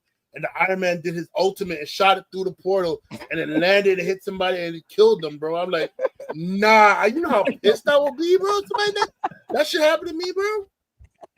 They killed me through a Doctor Strange portal, bro. Like, I'll be tight, bro. I like the fact that it's in continuity of the whole scheme of like Marvel Cinematic Universe, and bro, it's the Marvel gaming division is all the same. It's really they can really use the IP, bro. I love it. Really people powers. You got Iron Man in the sky just blasting out Storm or whoever, and you over here like, yo, who's shooting? You look in the sky, see Iron Man over here. You gotta start shooting up at him and blah blah. You got the Punisher doing his little tactical shit. Punisher is gangster too. Punisher, I like Punisher. Squirrel Girl, yo, not for nothing. Squirrel Girl is pretty OP too. Like, yo, she got mad like unlimited ammo, bro. Her cooldown is mad quick. Yeah, it's a fun game, man. Yeah, it is. I'm trying to find time to play that, and between that and Disney Speedstorm and COD, but I'm not finding time, man. Like, yo, my bad. I already done throw Street Fighter to the side. I haven't played Street Fighter in a minute right now, bro. So it's like, shout out to Marvel, man. They released the game, and it's polished. It's finished. Overwatch. It's finished, and your servers never crashed, and you had like a 500,000 people playing. And they murdered Overwatch, bro. Like, they murdered Overwatch so badly, bro. Yeah. Nobody's playing Overwatch no more. Everybody's going right over to Marvel. I be seeing that like to the TikTok meme. Like, don't make this harder than it is. Yo, like how can you fucking compete with something for free? You know what I mean? Like, it's a free game. All you're doing is paying for like skins if you want, and you don't have to buy the skins. I mean, Overwatch is free too, but it didn't start off free. Was it free always? Yeah. Or was it free now? Yeah, no, it was always free. I feel like it was paid at one point. It was paid. The first one was paid, and then they made it free. Was paid. Overwatch 2 is free. Oh, okay. Overwatch, okay. Cause they saw the benefits of making it free to play. But Overwatch 2 is Overwatch 1 with a shiny new coat, bro. It didn't really change much, bro. But I think with Overwatch, when it came out, you only had like 12 players to pick from. Like, this shit gives you like 32 off the bat, and they keep dropping new characters, bro. Like, yo, like, well, they try to get you to come back, but like nobody wants to sit through like an hour load time because you got nobody who wants to play healers. Yeah. Everybody wants to be an attacker. And nobody wants to play tank or healer. It's the same thing with this game. Nobody wants to be a healer in this game, bro. I got the healer over here trying to get the high score with the top duelist. I'm like, bro, it's like a known issue across all RPGs, dude. Any RPG based game that has tank or healers, there's always going to be more DPS than tank. Yeah, and then once people realize that you can have like a 32 kills, bro. That doesn't do anything for your XP. It's the same when you win one game. It's like it doesn't matter how OP you are. Yeah, because you got SVP. Okay, ooh, secondary MVP. Ooh, we still lost. Yeah, and we're playing competitive. We lose points, so it's even worse. You go down points when we lose. So it's like, bro, heal a team, yo. I never do chat, but one time the healer was pissing me off so much. I said, bro, can you heal the team so we can win? And that's what the dude wanted to start healing. I'm like, bro, we're not gonna win if you're not healing us. They're killing us every 2 seconds. We can't kill them because their healer's actually healing them. Yeah, bro. Yeah, the mechanics are crazy, man, but it's good. I think they're gonna add the Fantastic Four next week or some shit like that, which is cool. Oh shit, that's gonna be overkill, bro. Overkill, yeah. Fucking the thing and shit, bro. I think it's gonna be a tank. You definitely gotta be a tank. And then you got Johnny Storm is gonna probably most likely be a Sue Storm's gonna be a healer. Healer, then Johnny Storm's gonna be one of those like an Iron Man, kind of like in the sky and shit. and over and I shit. think Mr. Fantastic Mr. is gonna be like, Fantastic and Iron Man. I mean, Human Torch is gonna be like duelists, the fighters. that means Mr. Fantastic is gonna have like some crazy ass reach. He can fucking pop you from mad far. That's gonna be a mad annoying, bro. Yep. Yo, fuck, you can't get distance off these dudes, bro. Yeah, but that's what's up, man. But yeah, so I've been playing that. And also I've been cheering on. I've been rooting for my boy Luigi. You know. Yeah, I don't care. I had United Healthcare. Them niggas is shit, bro. I care, bro. I do not care, bro. Listen, Red is always the realest. The man I don't care, bro. I had feel United Healthcare, bro. Like them, they did me dirty, bro. It Like, don't matter if you had that, something else. Good, if you don't even pay for healthcare, everybody was on this man's side this week, bro. Bro, you got people. They gotta go fund me for this dude just to pay his defense fees and shit, bro. No doubt, that's crazy. Pay his bail. This whole story is nuts, bro. But this goes to show. I mean, I don't condone murder. I'm gonna put that out right here, right now. This was actually this is a topic we have. Yeah. We want to get into it. Well, jump into it. Jump into it. Jump into it. All right. So I don't condone murder or anything like that. You know, yes, somebody lost their family. Yes, you know, somebody lost their family member. 2 kids lost their father. A wife lost her husband. At the same time, your husband had policies in place that have been taking away family members from hundreds of people, bro. Like there's people who could have got life-saving treatments, but policies he put in place actually made them not get the treatment and they died. And now that family member lost their loved one, lost their people. So I mean, at the same time, I feel bad for you, but at the same time, I don't feel bad for you because this is the same shit he was doing to other people. It's just that somebody did it to him now, and now you're feeling it. I'm sorry, but I'm not sorry. You know what I'm saying? I agree with you. I think, you know, as far as like murder, you shouldn't be doing that. Like that's not gonna change anything, right? But it changed Blue Cross Blue Shield mind when they was about to cut the people anesthesia. they were talking about cutting people anesthesia time and half. They was going to cover the whole procedure. But I think they said no, we're going to cover the procedure. The issue. I mean, our fucking healthcare is the worst, right? Our healthcare in the United States is by far the worst ever. Worst, expensive. But the thing is, like, we need to start, like, you know, we looking at health insurance. We also got to look at these fucking like these drug companies that are overcharging 300% for the shit that doesn't cost that much money. Like, I remember when I didn't have health insurance, my asthma pump was $60. But when you look at how much this shit costs to make and what they sold if you had insurance is $3.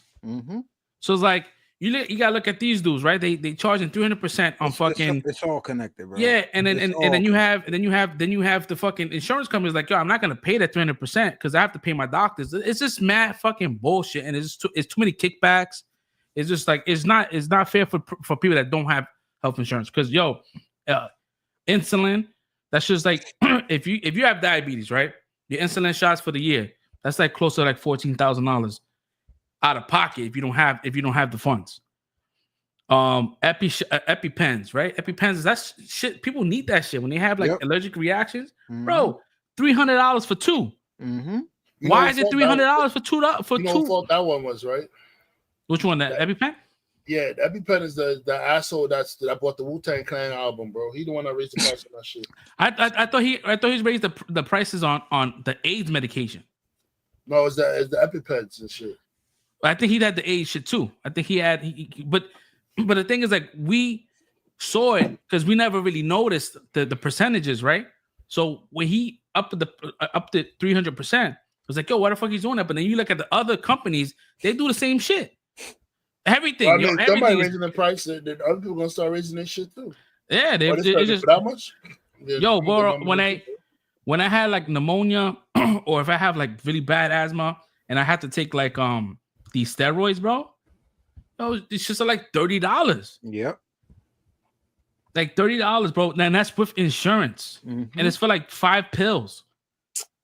I'm like, yo, bro, like It's crazy. Like and then you got a cap, and then you got to pay the rest on your own, and there's all types. It's just crazy. So, but it trickles down from the drug manufacturers that's putting. And mind you, I'm sure there's a cure for a lot of these things, but they'd rather keep people sick. Of course. Because if you say, "Yo, we got the cure for diabetes," that's the American way. Who benefits off that shit? Not the fucking. Not these dudes. You say you got to cure it. Then you have to cure the cats right now. See, you're not gonna get a Luigi situation yourself. Yo, it's gonna be crazy out there, bro. Like things like that happen all the time, bro. And it's not like now that we have the internet, a lot of these things are being brought to light. But this shit's been happening for a long time. People curing shit. Oh, you could do this. Dr. Sebi, perfect example, bro. Like you figure these things out, and they gotta take you out because we don't have the patent. And we can't make money off it, so now you gotta go. Like, yo, free my man Luigi, bro. He can do shit. It's crazy. Even if this is. I've been loving all the memes online that are trying to cover. Like, oh no, he was here working a job, 24 hours. This shit is getting out of control. But the fact that New York was on his ass, but when they found his ass in Pennsylvania, bro, they had like a caravan of like New York State troopers, bro. Bro, they didn't find him, bro. Like going 100, like snitch, bro. Fucking whack ass Pennsylvania. You whoever you are, you bitch ass nigga, bro. Your McDonald's ain't gonna pay you for snitching, bro. These niggas ain't gonna pay you either, bro. Snitch ass motherfucker. All right, so just because you said it like that, I know you didn't hear what happened. So now they already announced that because of some type of stipulation, the dude might not get paid nothing for. I told you, I knew it, bro. That's what I said, bro. They're not paying you that money. You snitch for no reason, you broke ass McDonald worker. For no reason, for no reason, bro. But if you. Nah, for real. Like in retrospect, if you was working there and you saw this motherfucker and you see this motherfucker's in the news, I'm not saying shit, bro. You're not saying nothing out of New York. He wasn't even hiding. He wasn't even hiding, bro. New Yorkers didn't say nothing. I'm a New Yorker. I'm not saying shit, bro. That ain't got nothing to do with me. I think I don't. Not this one. Not this one. But he was good enough that he know that his face was not like the fact that they had pictures of his face. I'm like, yo, bro, they was going deep. As far as like trying to find out, and they still couldn't find him until somebody said, "Oh, he did McDonald's here eating tater tots." But okay, so but you know what's crazy is that people, I saw this guy's post online about this whole shit because he was just like, we living in a simulation. Justice system says bullshit because, like his uncle got whacked. Mm-hmm. And they were like, we don't have the resources to. It was his father. It was his father. It's like, yeah, it's his father. Yeah. Yep. Mm-hmm. Yeah, okay, so someone but yeah, they're like they have the resources. So some CEO gets whacked. Yep. They find him in a week. Yep. Mm-hmm. They got the resources done, huh? Mm-hmm. Like we live in a fucking simulation, bro. We live in an anarchist fucking world where people are like celebrating this dude. This shit is like the Joker movie, bro. It's like he's the Joker. And we all like, yo, this is it. Like it's like that right now. We are fucking living embodiments of fucking the Joker. It really is. It's a simple thing that like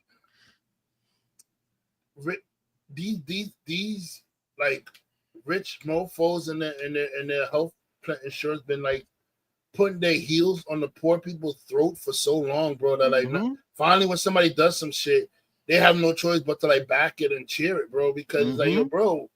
Now you know how we've been feeling, bro. Y'all actively been killing our family members by denying them life-saving procedures. But you know what I just heard recently, bro? Also, is that this Luigi guy came from a wealthy family. I was about to go into that.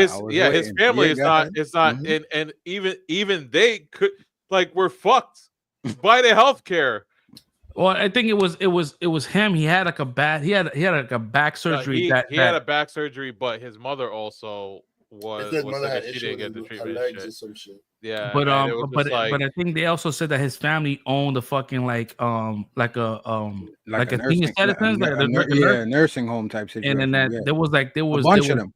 Yeah, but there was abuse in those situations. There's like a whole lot of shit, and I don't know. Yeah, when you compare it, to be specific about what you're talking about, For the people that are listening, there was this girl. I saw this girl that did extensive research about this on TikTok, and when you compare it to, like you said, the national average, right? When you're talking about the abuse aspect of what you're talking about, it's like they're supposed to have the national average is about 80 to 87. I forgot what the number was, 80 to 87 people per bed, bunks, or whatever it is in the situation. All of their centers had anywhere upwards of 100 to 120 people, right? And then you have like there was they did a study of like I don't even want to say it. I don't know if we can say it or not, or whatever, buzzwords or whatever on the internet, YouTube, whatever. But basically, the older people and their frequency of going to the bathroom and having people there available to take them to the bathroom and bleeding and other results because of not being able to get there in time is way higher in their facilities than it is in other nationals compared to the average. Yeah, so nursing homes are the worst, bro. Yeah, it's a lot of wild situations. So it's like, yo, it's almost like this kid was like the black sheep of the family that, like you said, like in a Joker situation, speaks for the rest of us. It's like we seeing all of this crazy stuff going on. I'm here seeing it firsthand, working in some of these centers over the summers and things like that. And then it's like, this is a possible scenario of what allegedly happened if it is him that did that. But then also the crazy thing is that he had a YouTube channel with a countdown on it too. You heard about that? But that was debunked already. That was that account was made like in it was made like the day the shit happened. Oh, okay. All like right. Someone just made that shit to create like, you know, it was a troll. It was a troll. Okay, all right. Yeah. Well, anyway, everything else surrounding it, like you were talking about, I think like that him being like one of the board of directors, or in line to be one of the board of directors, as far as them and the 10 children that were aligned to be there, and all of the access that he had to find out all of this information. If he did write a manifesto, if this is what it was, it's like this just sounds crazy. Like you said, we live in a simulation where this shit is like a Lifetime movie, a fucking like I don't know what it is we going through right now. This is crazy. Yeah, I just never I'm all about the jokes. Like the jokes are like, I look at it as like, all right, cool, people trying to be funny, they're coping, whatever. But it's like I've never seen people just be like straight up like non-empathetic, bro. Like just I don't care, like he deserved to die. I'm like, damn, that's crazy. Like I wouldn't say that he deserved to die, but I understand why it is the way it is. Fucked up, but like he did his dirt, like, but that's not the way you do things. You don't, you know, like I wouldn't kill somebody to do that. But right. if that happened and then now like all the CEOs are like, you know what, we need to change some things, then maybe he didn't die in vain. You know what I mean? He becomes a revolutionary.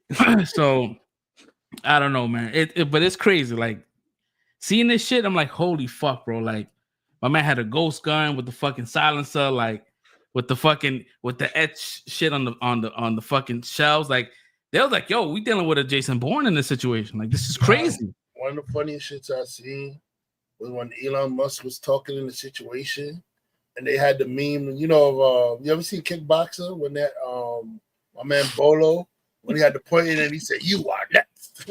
Yo, they said that meme to like eat the. Yo, they said that to Elon Musk. They said that shit. I was crying, bro. Told him you're next. Yeah. Yo, bro. Nah, but it's definitely what's gonna end up happening is that this is gonna propel that person that was at the breaking point, and they're gonna end up becoming copycats, and you're gonna see more of these situations happening because people now, like this new generation of people, like these Gen Zers, bro, like they just relentless, but they don't give a fuck, bro. They're out here. They are loosely attached to reality, bro. Yeah, it's sad to say it like that, but that's the way that it is, bro. It's crazy. Yeah, it's crazy. Like seeing this shit, I'm like, yo, I know that growing up, like there was like a this is that common courtesy. Like when someone died, we never made fun of death ever. Right. Growing up, it was always like taboo to laugh at a joke, to laugh at some shit that, and it's like now it's like it's normal. Like people just saying that shit like all willy nilly and like, damn, bro, like that's crazy. You know what I mean? But yeah, like, I mean, I literally saw the Tom Cruise like Jack Ryan fucking, I think, what was it? Jack Reacher, my bad. I literally seen that meme before I even knew what happened. That's how crazy it is, right? Bro, the Jack Reacher shit, when he said when the police looked at him, my man blended it. How the New Yorkers were, nigga took his hat off and gave it to him. Yeah, bro. That shit, when the way cops was talking about the situation, how they was like bigging it off. He's like, this guy's a professional. The way his form, the way the gun jammed and he didn't flinch. He just kept going. I'm like, yo, they are wild, bro. Like that shit is crazy. And they finding his book bag. The book bag that he wore, that the shit went up in like 250% on the sales, bro. That everybody wanted the bag, bro. Mm-hmm. What was the bag called? It was called like fuck. Oh, I was reading some shit that the bag company turned him in. Like they got like so which boggled me. I doubt this is true because like what fucking backpacks have a fucking serial number? Yo, the company, the bag company released a statement on Twitter and said, "Hey, listen, we didn't give no information out. I don't know where this is coming from." They're like, "Oh yeah," the company asked the feds like, "What's the serial number on the backpack?"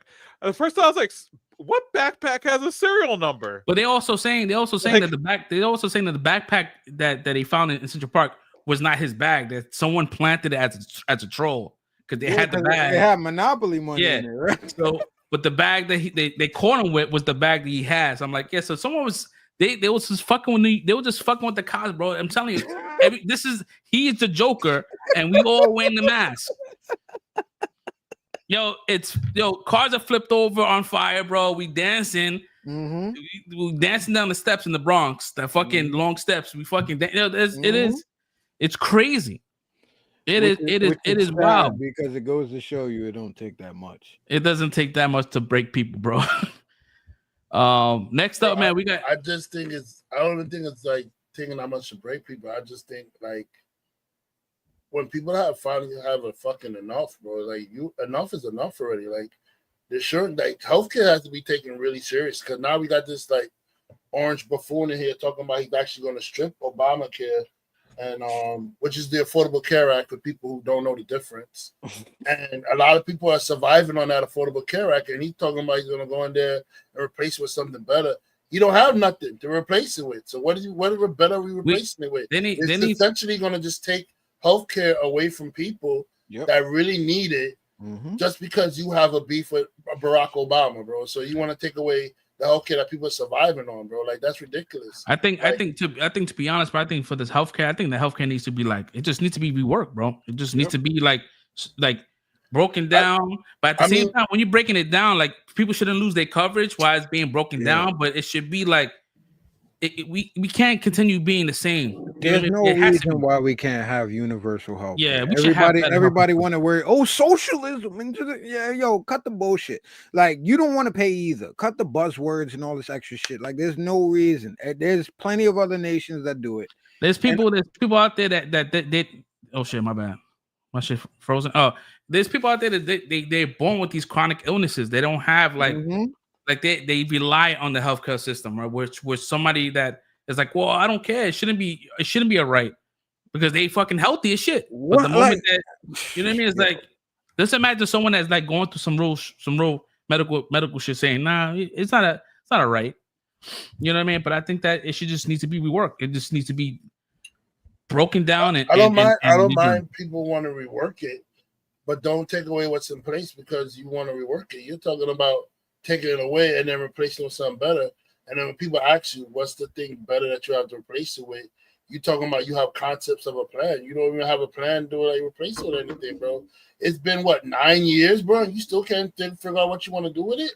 You've been from the beginning. Because he don't want to do and that because he don't want to do nothing with it, and that's the problem. When for the beginning of his presidency, he was talking about he wants to get rid of Obamacare and replace with something better. So okay, what's the better? Oh, we're working on it. 9 years, you still can't figure out something, bro. What's Leave it better alone. is if you pay it on your own. That's what's gonna be better. I think I think this shit stems from years of just neglect.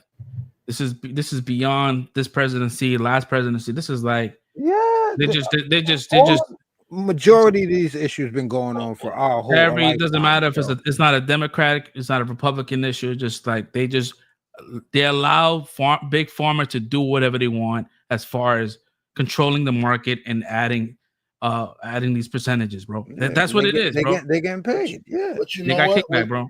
With this shit that Obama put in place, it was a way he gave a big FU to the freaking insurance company field that said now you cannot deny somebody insurance because they have a pre-existing condition. You have to cover them. You have to take care of them. You have to do it. People were getting coverage that they never knew they could get before. And they didn't even know what it was called. They didn't even know because, you know, they did the nice thing of spinning it. Like, oh, Obamacare is bad, but Affordable Care Act is good. So they don't even know that Obamacare and it's the Affordable Care Act same is the same shit. thing.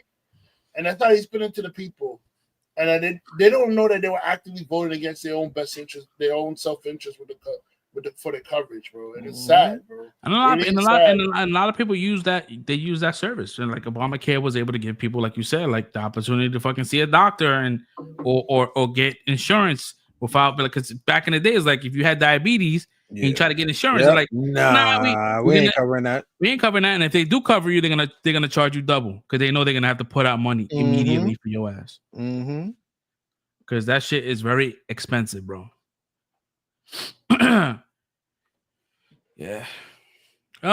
So that's then we had 2 hours and 30. This podcast has been 5 hours long. We said I was about to say I saw the list earlier. I ain't think I we don't was think we're getting gonna get to all this shit. Hell fucking no. I knew that wasn't gonna happen. So next up, man, we got these mysterious drones flying all over New Jersey, and then they spotted some in Brooklyn, bro.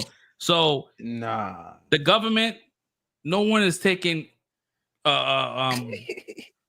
credit. They're not credit, but they just don't know where, like, who's flying these drones. These are not like. Didn't they say they just launched a mothership off the coast? They talking about there's one guy, this fearmonger guy. He's like, yo, there's a mothership that's connected to Iran. I'm like, yo, bro, don't listen to him, bro.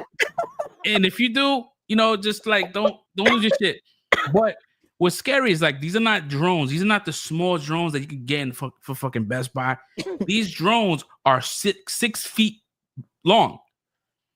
These are like unmanned fucking planes, bro. Aerial planes that are flying in Brooklyn, and there's like 8 or 9 of them shit just flying around, and the government is like, I don't know who they belong to, and they're still flying to this day. If you go right now to the news, there are I don't know what the fuck is happening. I saw some shit.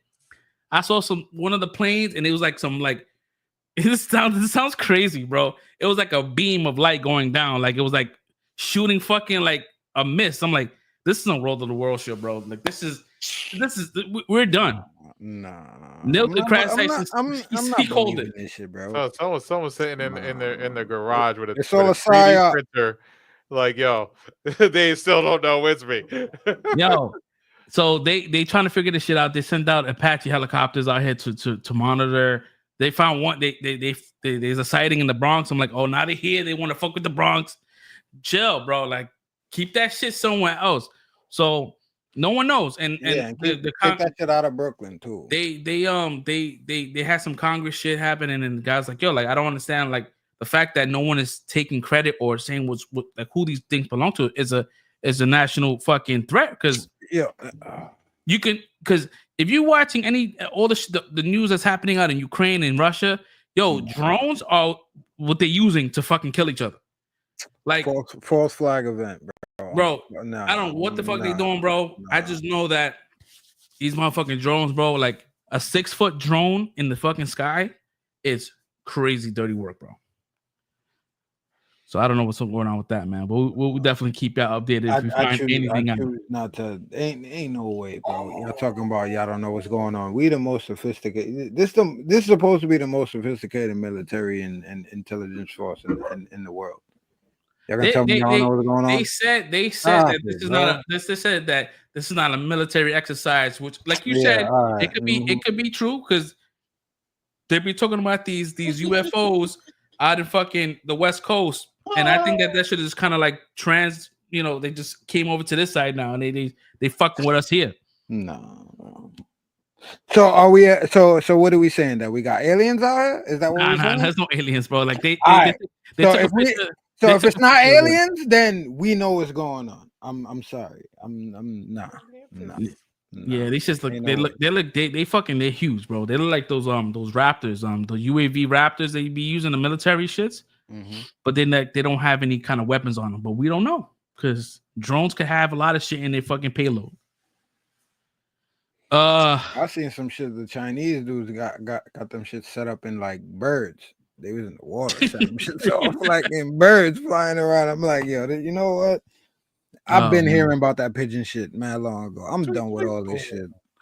Everything they talk about right now. Oh, what's going on? Like the conspiracy theorists, the 10 hat people. We heard about this. We knew about this shit 10, 15 years ago. This shit ain't new. Y'all know what y'all doing.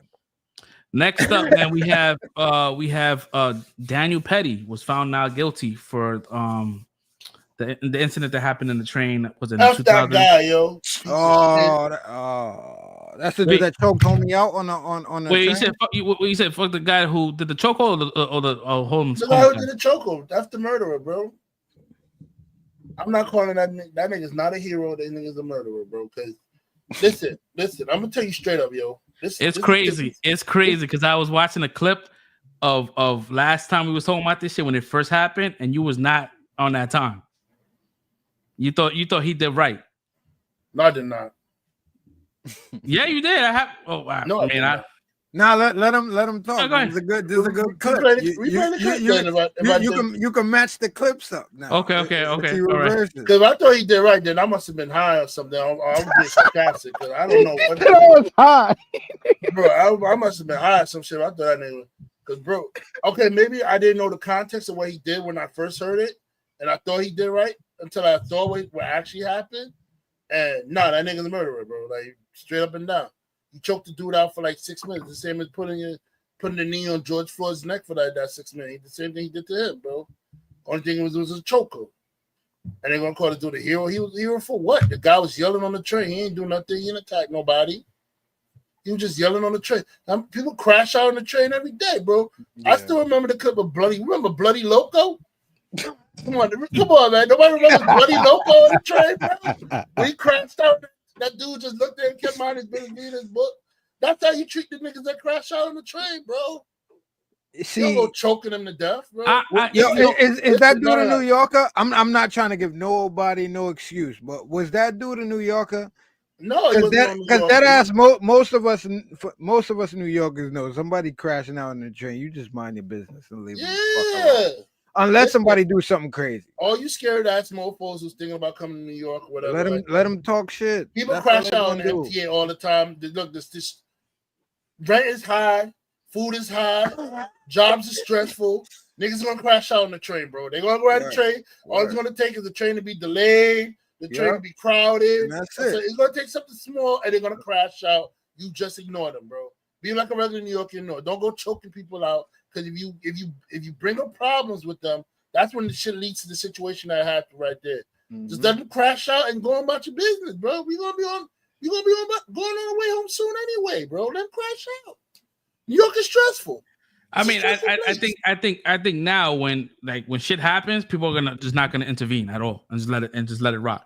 Because people are like, I ain't gonna get caught up like fucking Daniel Petty. People haven't been intervening for years. Discretion. Yeah, you gotta have discretion, bro. But at the same time, it's like, all right, cool. Like I wasn't there, so I can't speak on as far as like what he should have done. I don't think that homie should have died. I don't think anyone should fucking die. But at the same time, the dude's coming into the train talking about he's gonna kill somebody. Bro, and he's ready to go. He's ready to go to prison. I've been on trains all my life for niggas like, yo, F everybody up in the train, stab it. And how many people? And nothing happens, bro. Like, I mean, all the time, bro. listen, you gotta understand. Like some people just don't like. I guess we callous to it. We're callous to it. And it's not callous. It's being aware. Because I'm not gonna say I would never jump in. If something happens, I'm not gonna say I would let something happen to somebody depending on the situation. But again, being a New Yorker, you gotta judge this shit, bro. If somebody is talking shit, let them talk shit. People talk shit all day. But he came in. I think that what they said that he came into the train. I don't know if I'm wrong. Just let me know. He came into the train. I think he took his jacket off and threw his jacket on somebody. Like he threw it at a. I think he threw it on the floor. I don't think he threw it at somebody. All right. He threw his jacket on the floor. So. Yeah, I guess that's what kind of like.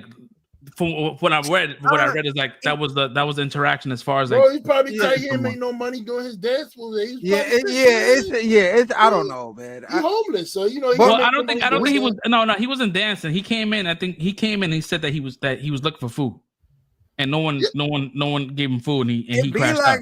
Bro, it be like that. How many? He crashed out. I think we done all seen that scenario. I don't even want to say once. I know we've all seen that. I've seen it. That's why I can't condone it. Like Red said, it's like unless you attack somebody and it got to that point and it happened, it's a sad, unfortunate. When I first heard the story, it sounded like they made it sound like the dude was on the train attacking people, and then the dude jumped in and like. Then I thought like he was just there crashing out, yelling. I said, "Nah, what? Nah, he wilded out." And then even the passengers was telling him, "Let him go, bro." They was like, "Oh, let him go." Yeah, and he kept holding on the chokehold. You subdue somebody. I mean, you was probably. I mean, it was like 6 minutes wasn't a real thing, right? It was with that, right? No, it was 5 minutes. They said he held the chokehold for like 5 minutes and like it was close to 6 minutes. All right, so see, that's what I'm saying. I think we've all probably been in this situation, and like, come on, if you were even in your most heightened situation, I don't think, because I've been in situations like that, and even then, I'm like, I'm not trying to kill nobody, but. Yeah, I'm trying to subdue somebody. You get them to a point like there's no reason why you should actively be trying to choke somebody out for 5 minutes and like with some serious like lock to it and all. Nah, that's OD. I think was it with training. He was a Marine, right? With training. Yeah, he's a Marine, and that's what I'm saying. That's why they didn't put him in jail. Yeah, he's a Marine. They don't want to lock him up, bro. Because I know that he had him in the chokehold, right? It was like straight up. In the neck, right? He was holding him for what? He said 5 minutes, right? It was 5 minutes and very close to 6 minutes. It was like the seconds were very close to 6 minutes. But I think if you're in a fight, that time is going by way slower than that. Yeah. So you really lock somebody in for 5 minutes hold you, bro. In a fight, bro? I was fighting a crackhead for like a minute or two. And I felt like I was fighting that nigga for like an hour, bro. Like 12 rounds. My man did when the cops came, I was like, yo, how long it took y'all to get the car? They said, bro, it took like 2 minutes. I said, really? Yeah, I feel like I that for like an hour. To be honest, bro, that's to be honest, bro, I think who kind of like dropped the ball is the fact that like again, like cops are not like equipped to dealing with people with mental illness. We have like an issue, like we said earlier, we have an issue with homeless people, the homeless situation, mental health issues. And we just don't have the resources to, because I think, correct me if I'm wrong, like I think he still had a pulse when he let him go. Just the cops didn't want to fucking CPR, right? They didn't want to like. Bro. They said bro was dead. No, they said that he had a pulse, and the cops didn't want to. There's a term that cops use to revive someone. I think it's They didn't want to resuscitate. Yeah, it was something like they just didn't want to put their mouth on his mouth to get him air. They didn't want to do that because they didn't have the. They said someone said that I don't want to get AIDS or some shit like that, whatever it is. COVID, bro, like it's diseases and shit. I can't say I blame the cops. Yeah, so like he would have still been alive if they would have had like resources, not for cops, but like one of those kind of like CPR things at the fucking turnstile, whatever it is. But we don't have any booths anymore, so like you don't have places to put these things, You don't have anything for your lips either or anything like that. We don't have that type of technology. At the end of the day, that points back to the problem is that he held them in that shit for way too fucking long. Yeah. That's what it comes down to, bro, because there's no other way around that. That's OD. Especially, again, you're not a regular person. It's not like, yo, I freaked out and this was just you're a trained Marine that they said had training in chokeholds and different maneuvers like that, bro. Nah. Do you think that like, all right, so like I get it, like I'm with y'all. He shouldn't have fucking put hands on him. If he didn't put hands on you, then you shouldn't have put hands on him. But do you think like the shit that they spewing out there, like this is like a race issue? You think this is a like issue of race? It didn't start off with a race issue, but now it is a race issue because you. Just But no, I'm talking about Daniel Penny. Like everyone else, like you think that he did it because he saw him as a black man. He was like fucking probably. I don't know. I can't honestly. To be absolutely fair, my heart want to say it's a race issue, but I can't really say he was racist in what he did because I don't know. I don't know what he was thinking. I don't know his history. I don't know if he has a history of being like mean towards black people or whatever like that. I don't know. So I honestly cannot call it out for this one situation to say, oh, he's racist and he just killed the guy because he was black. I can't call it. But my heart's want to say that it is a race issue. But I'm gonna be totally fair and for the for this show, I'm gonna say like I can't call it. I don't know. I honestly don't know if he was racist. In his mind, he probably thought he was doing a good thing. And even with that, yeah. But okay, even he's doing a good thing. I've had fights. He's a good thing. The accent came out, bro. I've had fights with my cousins and stuff like that, and I put them in like one time my cousin got really mad. He was like wanted to fight to probably hurt me, and I put him in a sleeper hole before, and I held it. But I held it till he calmed the hell down and then let go. Right. Bro. I'm not trying to like. I'm telling him like, bro, I'm gonna let you go if you calm down or you calm. And then when the hold is on you, be like, yeah, I'm calm. All right, I'll stop. And then I let him go, and then he got up fine and nothing. I didn't wait to knock him out with it or nothing. But that's how he's supposed to put the sleep on, to calm him down, not to take him out, bro. And yeah, and that's what I'm saying. That's why I'm agreeing with you, bro. Because again, I've been in a hostile situation with somebody that I knew also, but at the same time, it's like a drunken situation, trying to fight with a female situation, and it got to the point where like, yeah, the dude is like snot coming out his nose, can't breathe. But at the end of the day, bro, like you gotta let me know you're gonna calm down. Let me know you're gonna calm down. You tap out, you do whatever. All right, cool. But even throughout the whole situation, I'm trying to subdue this dude. I'm still like, I'm not going full force because I don't want to accidentally. Yeah, like, you don't want to kill hurt this dude, bro. Yeah, like because he probably he probably doesn't know, like, because we all know, like, if people that if you ever seen someone that smokes that K2 shit, right? The motherfuckers got superpowers, bro. It's like fucking what's that character that Chappelle plays? oh man, fuck, what's his name? Dude. Yeah, like when he picked up a fucking bus and shit. Like we know how. Is it Tyrone Biggums? Yeah, Tyrone Biggums. Yeah. And I've been in a fight where someone was on drugs, bro. They just have this super strength. So like in his mind, he's because I think he was taking like some synthetic drug shit, and like if he is mentally challenged and he has schizophrenia and shit like that, he's not gonna fucking stop moving. He's gonna continue to fucking get out of the situation because that's is a fight or flight situation. So that's probably why he kept holding it. But at the same time, like if you're not equipped to deal with mental health issue people, like you shouldn't be touching people. Like yo, fuck it, like that.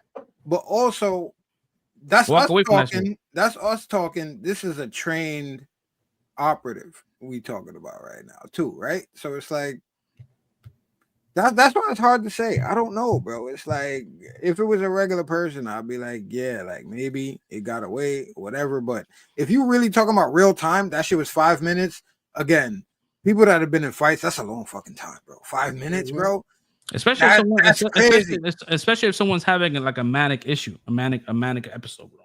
Yeah, that. Like, yeah. You're gonna be like, yo, chill out, like, yo, chill, and he's not gonna chill. He's not understanding that language, bro. If some random stranger puts you in a chokehold, you're not gonna move. You're not gonna chill because you don't know the person. You don't know if he's trying to kill you, so you're gonna keep trying to fight your way out of it.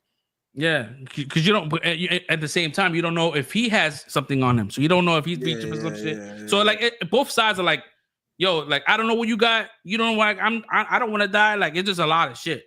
So like it's a fucked up situation, but now it's funny because I was watching some shit. It was like some guy after the verdict, he was talking about how there needs to be like more black vigilantes. I was like, oh shit, yo, my man out here like that's what I'm saying. This is like a fucking movie, bro. It's like GTA. I'm tired. I'm tired of those motherfuckers that says that shit because they've been saying that same shit when Zimmerman killed Trayvon Martin, bro. Like, and Zimmerman is comfy. Still no walking one slid around on him, bro. I mean, stop saying that shit, bro. I'm tired of them saying that shit. Oh, we need some vigilantes out here. None of y'all ain't doing shit, bro. Yeah, you're not doing nothing, bro. So let's stop. Yo, Zimmerman was out here looking comfy. My man was selling fucking art that had like, I think the gun he shot Trayvon with, some shit like that. Like, yo, bro, like no one slid on this dude. Yeah, all y'all let that slide. So yeah. Y'all out here killing CEOs. I'm not, again, we're not condoning. This is living. No, but it is what it is. It's like all y'all running around in the hood, bro. All y'all running around in the hood, killing each other, talking all this big man shit. But like, yeah, go do something important. Yeah, go. Yeah, like again, don't go do this. But you know what I'm saying. I'm just saying. I'm saying that we fucking jokers, bro. Do something positive. We fucking jokers, bro. This is crazy. Yo, my favorite shit is like, people are so mad, so they're like, yo, they say, oh, I hope it's a federal crime. Because if there's a regular local crime, the New Yorkers is just gonna say not guilty to get them off. Yeah. So somebody's like, newsflash, lady, even if it's a federal crime, it's still gonna be tried in New York. And guess what the jury gonna be? New Yorkers. Word up. You know what I mean? Stalemate. We can't come to a conclusion. Yo, Cassie, did you see that clip of the dude talking about that shit? Who? About the black vigilantes? Nah. I have it here. So this shit. The first time. Oh, you okay? Let me. I got it here. Real quick. I can't be no black vigilante. Yeah, because you want us to get out here and get popped. But we need some black vigilantes. That's right. People want to jump up and choke us and kill us for being loud. How about we do the same when they attempt to oppress us? Right. I'm tired. No doubt. Lead the charge, brother. Lead the charge, brother. Your black guys be found guilty so fast, bro. I ain't doing that shit. Hell no, yo, vigilantes, bro. We already got vigilantes, bro. Like the dudes out here killing CEOs. No, but my whole thing is like you talking about we need black vigilantes. All right, cool, but be specific. Like all these little gangbangers that's out here killing each other for nothing. Yeah, put that shit to a purpose. Yeah, do that. Take that shit out of the hood and do some constructive. Yeah, I never got that. And it's like they only come up when it's like if it's a white dude that kills a black dude, but when it's like our own killing each other, no one is ever doing any kind of like movements to stop or like getting rid of the whole stigma of snitching and whatever. Like it's always like all right, whatever. It is what it is. It's not gonna stop because there's no money in that. Crime is a thing, bro. Like white people kill white people, Asians kill Asians. There's nobody says that shit ever, bro. But the moment a black person kills, we gotta stop the black on black crime, bro. It all happens to Jewish people kill Jewish people, Asian kill Asian, whites kill white, black Hispanic kill Hispanic. Crime happens. Crime is crime, bro. Like it happens, bro. It happens where you live, though. I'm tired of the black on black crime talk, bro. Because it's not gonna stop because it's never gonna stop. Not for no neighborhood. Who are the serial killers killing? They're killing white women. Why? Because those are who are around them. That's it. Like that's it. Like there's no issue with black on black crime. It's just crime. That's it. That's why I don't like that whole black on black crime talk, bro. Like it kills me when people start saying that shit, bro. Not you in particular. I'm talking about no. I get it, but I still think that is an issue as far as like. I'm not just saying black. It's an issue within itself. But what he's saying is the label or the moniker that they're giving it is what it is. Crime. It's like, why are you singling us out when it happens everywhere? It happens everywhere. Just it happens everywhere. But I think with the black and brown communities, it's much higher. But the thing is that we are a smaller group of people. It's higher, but that's what I was just about to say. It's higher by percentage because we're a smaller group of people. Yeah, it's higher because we're the focus. Okay, so like, right. If I was a cop and I start focusing on every crime white people do, their crime statistics is going to go up because I'm focusing only on them. But see what the cops do, they focus on the inner city people for the crime. So while the white people are getting away with shit that they're doing, we're getting busted for our shit, and our crime numbers is going up. So that's why it looks like we are worse in crime. But no, white people are doing the same shit, and they're getting away with it. A black person get locked up for marijuana. A white person has marijuana and gets away scot-free because you know what? The cops say, "Oh, get out of here and don't do it again." But no, I'm gonna lock this black kid up because he's smoking in the bathroom. The focus is on us, so of course the numbers going to get inflated on us and make us look like, oh, we're the criminals. They're doing the same shit. They're just getting away with it. And you look at you look at the demographics. There's way more people in rural areas than it is in suburban areas, and then you're letting more of these people off out there. Then obviously already the numbers. I've legit heard a cop say. They would rather go after the black kids because the white kids probably know somebody who's going to give their life a living hell when they lock them up and blah, blah, blah. So the black kid don't know nobody. So they're going to go after them and lock them up because they're that's it. You by yourself. Where the white kid, he knows people. And that's the situation why they don't go after these rich white kids or these kids, period, because they feel like they know somebody that's going to make their life live in hell. And if people looked at the police in a marketing aspect, you would understand what's really going on. It's like, oh, this is the prime demographic. I'm going here because I'm eating here. Like that's all it is. Because they look at it as a percentage as a whole. Like exactly, it's from every state. But if you look at just New York, right, and you look at crime and I'm not talking about like petty theft, drugs and shit. I'm talking about like straight up murder, right? If you look at New York as a focal point. Most likely it's gonna be like Hispanics and fucking blacks. That's gonna be higher in that percentage. I'm talking about just New York in general, like New York the majority of the people out here. Yeah, that's what I'm saying. That's what it is. It's much higher, like New York. That's what I'm saying. Like they say in New York and places like Chicago, Detroit, fucking Arkansas. Like it's just like yeah, that's why it always looks like it's higher because they focus on highly condensed, highly populated areas and shit. Yeah. If I'm going in the hood every day looking for crime, I'm gonna find it. If I go in the white neighborhood every day looking for crime, you're gonna find it. Or you know what? We just don't do crime. We just don't do it. We just don't do it. Listen, bro, crime is as old as the Bible, bro. That's a multi-layered situation. Yeah, as long as we have a corrupt system of holding people down, like you said, like why can't we just find a cure for certain shit? That's because we're not worried about the people.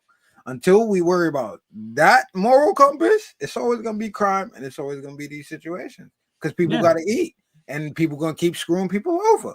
So it's a vicious fucking cycle, bro. Like. Like I said, crime is as old as the Bible. That shit ain't going nowhere, bro. Yeah, it's like prostitution. It's the oldest. Facts. No, we got next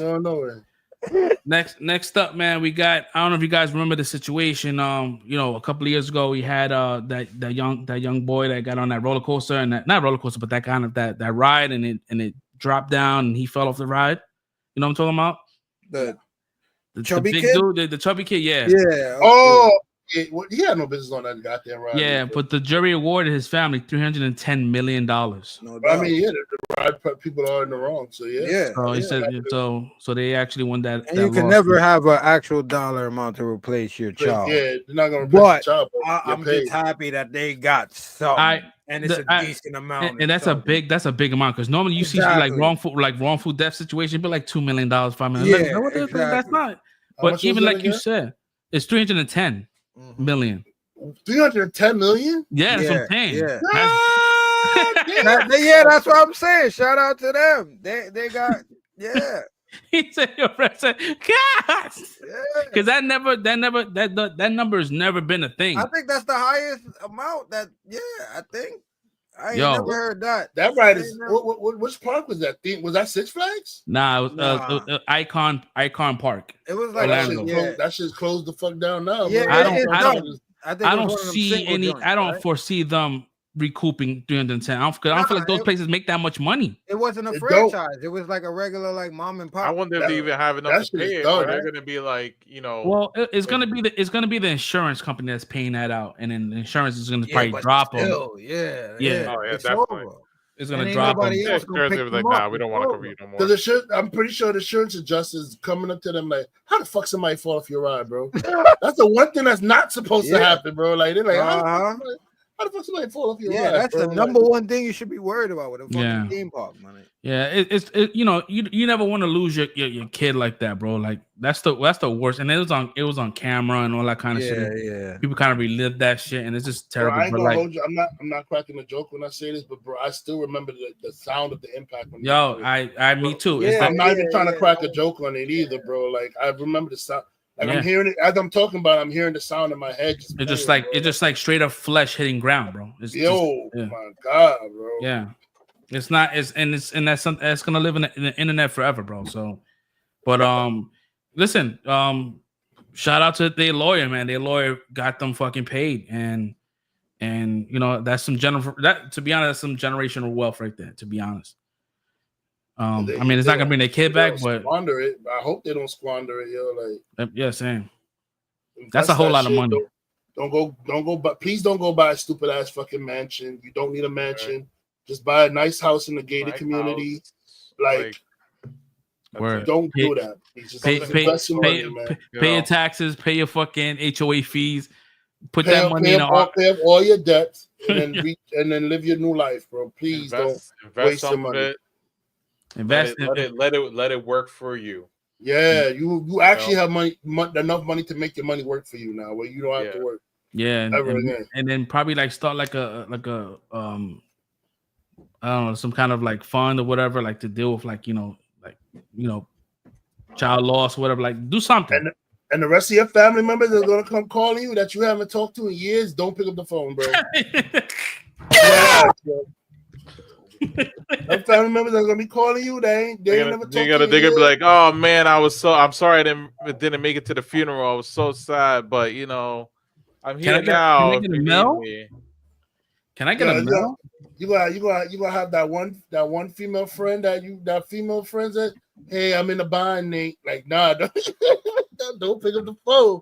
Hang it up. Hang it up, man. Damn, yo, no, just give me a mail, bro. I'm in a bind, man.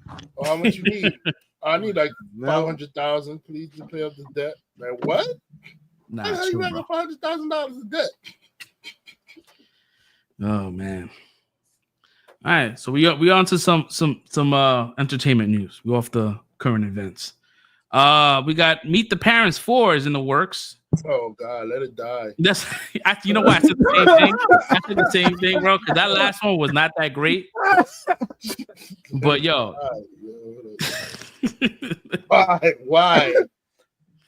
bro? Yeah, like they rebooting everything now, bro. I think sometimes I feel like they try to make a movie and they try to make a unique movie, but it's too similar to a franchise that's already out. So they're just like, you know what? Let's just.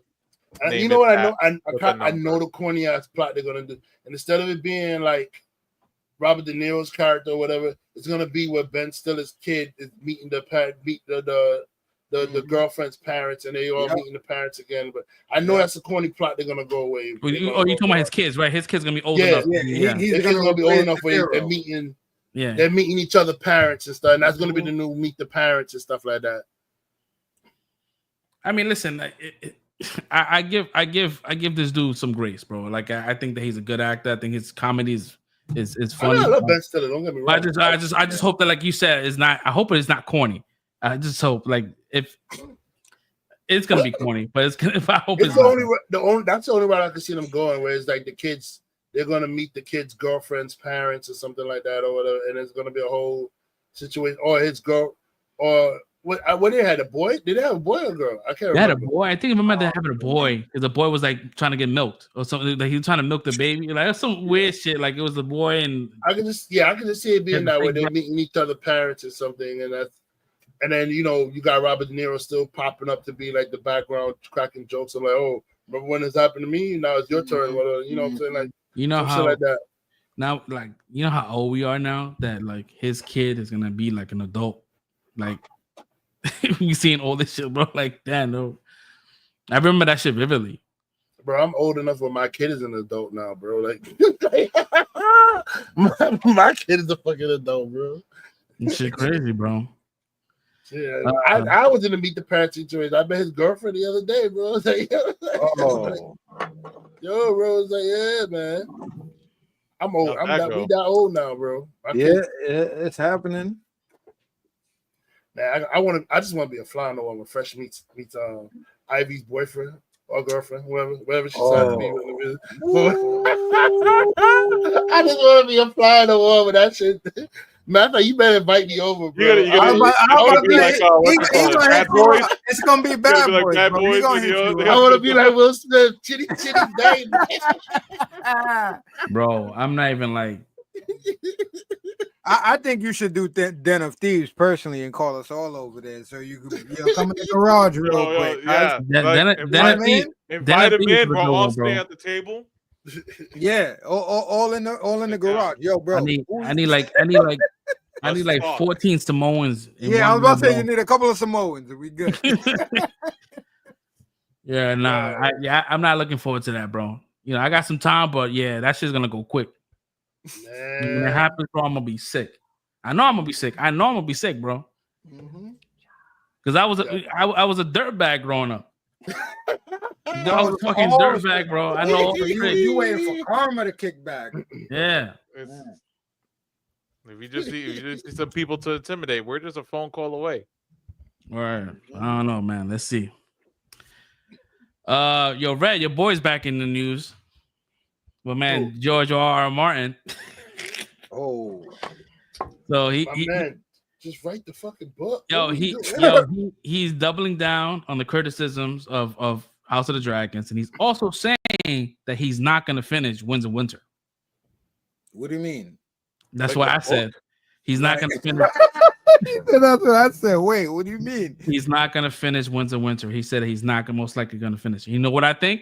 So he's making a declaration that I'm not doing it? No, I think what's happening is that the ending of Game of Thrones was his vision. And he's like, oh, motherfuckers didn't like that shit? Oh, I ain't writing this shit. I definitely believe that was the real ending, bro. I mean, even if it was like, that's not the way that's not the way you was gonna get there though, bro. Like, yo, bro, I was like, yo, what are you doing? The thing is, he's writing other shit. Like he's writing like he's pretty much like their writer for other spinoffs that's happening. Like he's doing that shit, but he's not writing the books. The reason why the Game of Thrones didn't work because it made no freaking sense, bro. How are you gonna banish the true king to the freaking wall and then have another king in his place? It makes no sense, bro. You let the true king be free to go to. I wouldn't even go to war. I'll piss on the wall after that, bro. Like get the fuck out of here, bro. Like, what? Come on, you don't need the wall anymore, bro. You took care of the White Walkers. Done. The game is no. Why is there Night's Watch? There's no need for a Night's Watch anymore. You done made the wildlings were already inside too. There's nothing you protecting. Yeah, you only did that shit for the wildlings and the fucking White Walkers. They both. Yeah, that's governmental system staying in place though. That's still where we're gonna send all the fuckers we don't want to deal with. Exactly, right? He's standing guard against squirrels. Yeah. Besides, Jon Snow said, "Nah, I don't want to go to the war. I'm gonna." You think Arya's not gonna clip anybody who's gonna try and fucking go against him, bro? The squirrels. Arya just clipped the freaking night walking demon ass nigga, bro. You think she can't clip any regular human? Nah, the Sullys wanted blood, bro. The Unsullys wanted blood.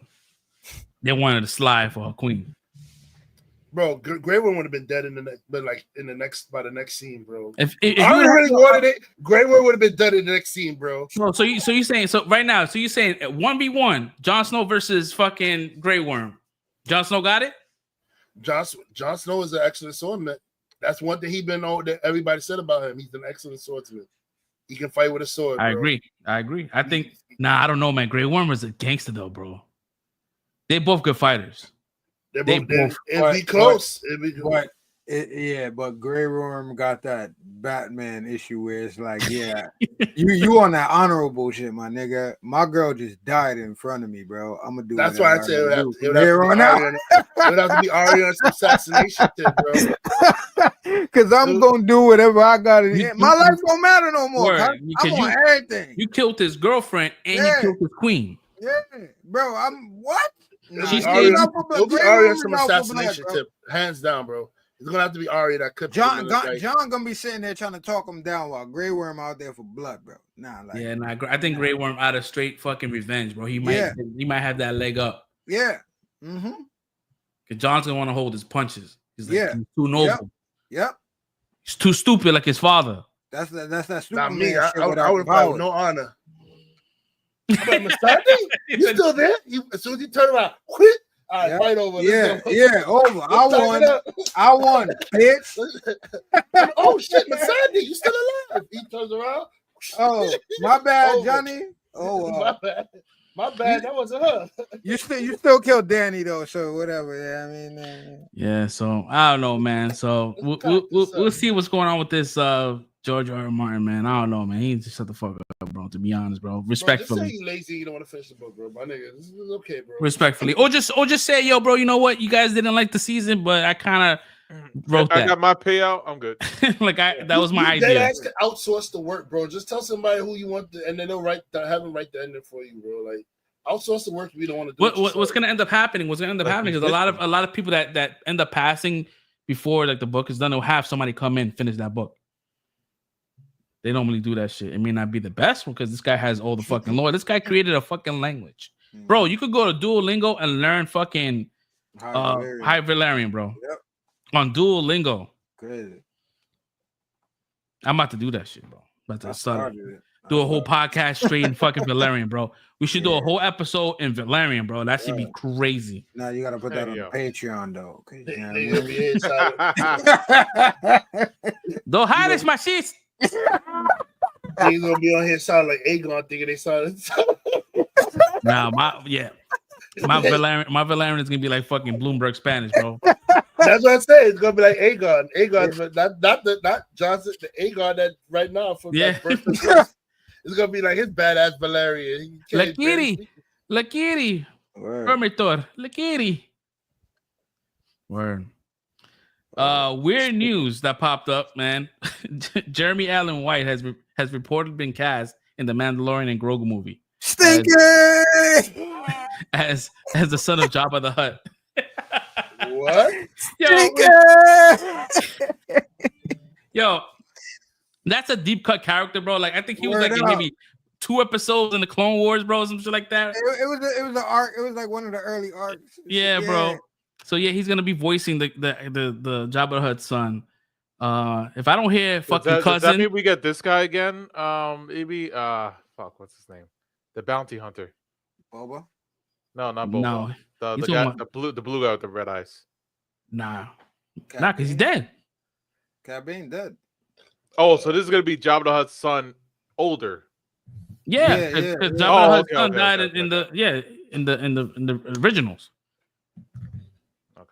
So yeah, this is in the future a little bit. So yeah, he's gonna be like, a little bit older, which I think is a weird thing because it's like, why would have him out of all actors like him play the fucking voice of what's his name? Like Simon Pegg, Rada, right? Rada the Hutt. It's my man Stinky though. They call it. They should do a remake of Willy Wonka the Chocolate Factory and have him play Gene Wilder's Willy Wonka. Nah, he dead ass is his like reincarnation, bro. He was like Gene Wilder, bro. Dead ass. Yeah, so I don't know. That was a weird casting. But listen, this movie is like coming out in 2026, but the shit is already done. It's so it's like Simon Pegg though. Simon Pegg did the merchant dude in what was it? Force Awakens. Force Awakens, yeah. Yeah. But he does voice acting though. He does a lot of voices. True. I mean, this dude's voice is very, distinct as well. Like you're gonna hear fucking cousin. The oddest thing I saw Simon Pegg in was in the Mission Impossible series. I said, "What the fuck is Simon Pegg doing?" But, I liked him in those. I was about to say, yeah. You didn't let me finish. I about to say, my guy. I thought you were gonna try to play my man. Nah, bro. He's definitely a killer, bro. He rocked it, bro. He did his thing, bro. When it first cast, I said, "Nah, that's a weird casting, bro." Simon Pegg, Mission Impossible. Yeah, I didn't expect that. Nah, he rocked it, bro. He did his thing in The Boys. Yeah, he's Nah, that's the boys are just sad, man. Oh man, Yeah. Oh man, depressed me all over again, bro. Like, come on, man. We just let me remember that shit now, bro. No, he definitely did a great job in that though. He did a good job in the boys, but damn, man.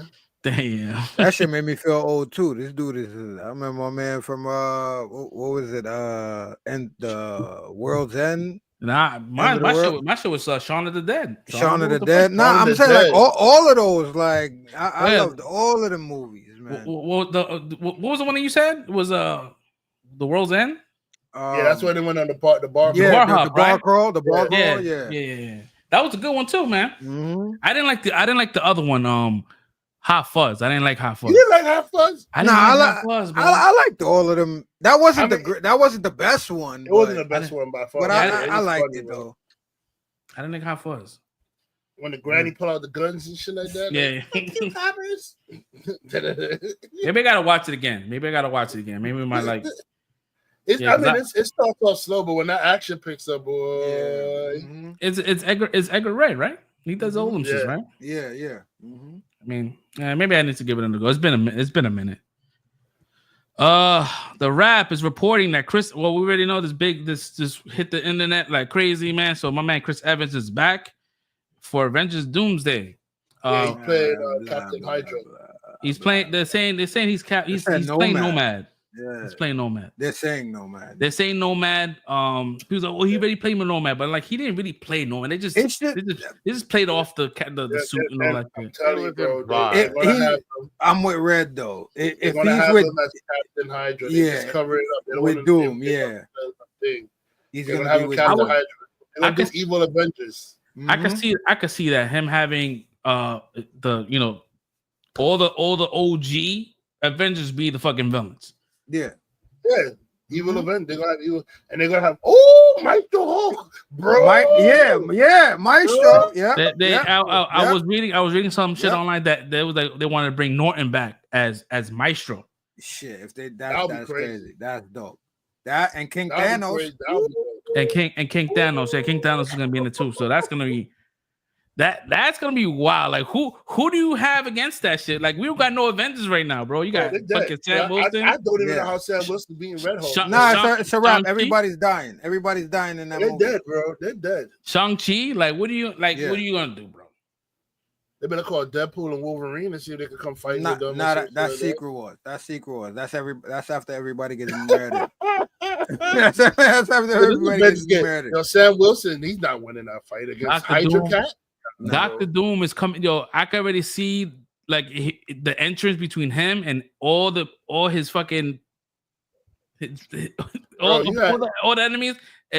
I can see it play out like how they played out. Give me Ultron as the alternate vision, bro. Yo, like, give me. It's gonna be. You know how remember fucking Game of Thrones? Not Game of Thrones. House of the Dragons when they first showed the Valerians. And they all came down the staircase. Yeah. It's gonna be like that with the Dark Avengers, bro.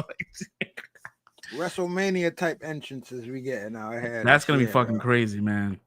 I don't know, but I guess it had to be a good because my man Chris Evans was like, I'm not gonna come back unless it's like something worthy. So they must have gave him a. It's like, yo, this is what we're gonna do. Bag. We back the Brinks truck out. And he's like, yo. That's why I feel like it had to be Captain Hydra, bro. It can't be Captain Hydra, you have to play an evil version of yourself, bro. Like Captain America. Yeah. Bro. And plus they already kind of did the Nomad shit when they was on the run in the first place. It has to be Captain Hydra, bro. They say Nomad to throw us off the scent, bro. They try to throw us off the scent, but I feel like it's Captain Hydra. They also said that Hayley Atwell is back for that's the one I was waiting for from Doomsday. So she's back in Doomsday as Peggy Carter. The Tingle Bitties is back, man. Yes, sir. Tingle Bitties is back. This Doomsday shit, bro. Like the amount of leaks we're gonna get in the next. They're gonna start filming in March, bro. We're gonna get so much fucking shit, bro. Yo, I just want to say that I am deeply jealous of whoever Hayley Atwell's man is. You are a very lucky mofo on this planet. I am deeply jealous of you, sir, or female, whoever you are. I don't want to assume. She's a bad British chick, bro. But ma'am or sir, I am jealous. Whoever. We tip our hats. Where yep, so that's gonna be a fucking movie, bro. I can't wait for that shit. I kind of touched on this earlier today, man. So Sony hasn't been confirmed, but they're saying reports that Sony has canceled every plan for any outside of Spider-Verse situation. So the only as far as like what they paying attention to, like just focusing. Last one, right? Craven is the last one. So Spider-Man 4 and Beyond the Spider-Verse and Spider-Noir is the only thing they keep focus on. They're not doing anything else that's outside of that. They finished. So they canceled the Sinister 8 movie. Was it there was another one that had out the Sydney Moon shit. They had that in the works as well. So they got rid of that shit. So yeah, I don't know, man. I did hear something about Beyond the Spider-Verse that shit is gonna get fucking delayed to 2027, bro. I was pissed. That is coming out after Secret Wars. I was like, yo, bro, why do you do this to us, bro? Yo, like, this is crazy. I don't know, man. But you know what? To be honest, bro, if it's gonna take that much time, hopefully it's a fucking masterpiece, bro. That shit better not be fucking ass. And he made his way fucking. At this point, it'll be like 5-6 years. I don't see why you need this much time though. Like they scrapped the whole entire movie. No, that's what I'm saying. Like, no, I know why, but other than that, I don't know why y'all doing that. I don't know why they scrapped it. What was the point? Yeah, I don't know why y'all changing the ending. Why? And you want to change the ending, but now they don't know what the ending is gonna be. And it's like, what are we doing, bro? Like, this is simple shit. How are y'all fucking this up? Just finish the story and that's it. Move on. That's it. Like, we're gonna have to like just peel the band-aid, bro. Let the band-aid off, bro. Just oh man, I don't know. So let's see. It says James Gunn, man. This guy, you know, I love him, man, but I just think that he just be yapping on Twitter way too much, and he's just sucking the air out of the room when like, bro. So someone asked about Batman 2, and he goes, "Mind you, this is not Matt Reeves talking about shit. Yeah. And he's like, nah, man. So his words was like, Matt Reeves hasn't turned in the first draft of the script. It's pretty much saying like there's nothing, like he hasn't sent anything to DC. See, and in my head, I'm like, yo, bro, like I feel like something was communicated a while ago, but now you kind of like backtracking, saying that nothing was delivered. Like, there's nothing. What do you think about this, Fresh? Okay, it's like again, my guy. Respectfully, he's about to.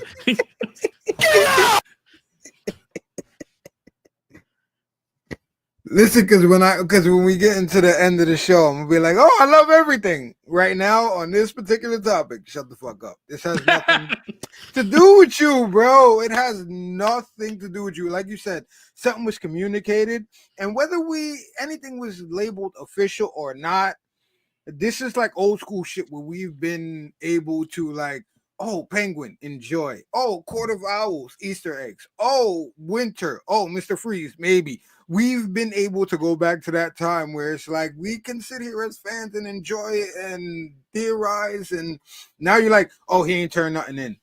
To me personally, that doesn't mean nothing. That doesn't mean there is nothing. That doesn't mean there's not a plan. That doesn't mean he doesn't have a whole script written out. It just means I ain't turned this into the teacher yet. Like, I'm doing my own thing, and we've been knowing I was doing my own thing. So again, it's like just like when, oh, I'm giving you notes. All right, cool. You got notes? All right, cool. Take them back. I'm gonna do what I do. We know what this is. So I'm just with this particular thing. For me, it doesn't mean anything. He didn't turn in the draft. Cool. Doesn't mean anything. Doesn't mean there isn't anything. It just what it ends up doing is it creates a negative discourse whether or not this movie is being made. This is going back to none of this shit matters until we get to my shit that comes out. Remember that, right? And then everything tanks, and it's like, oh, I don't know what happened.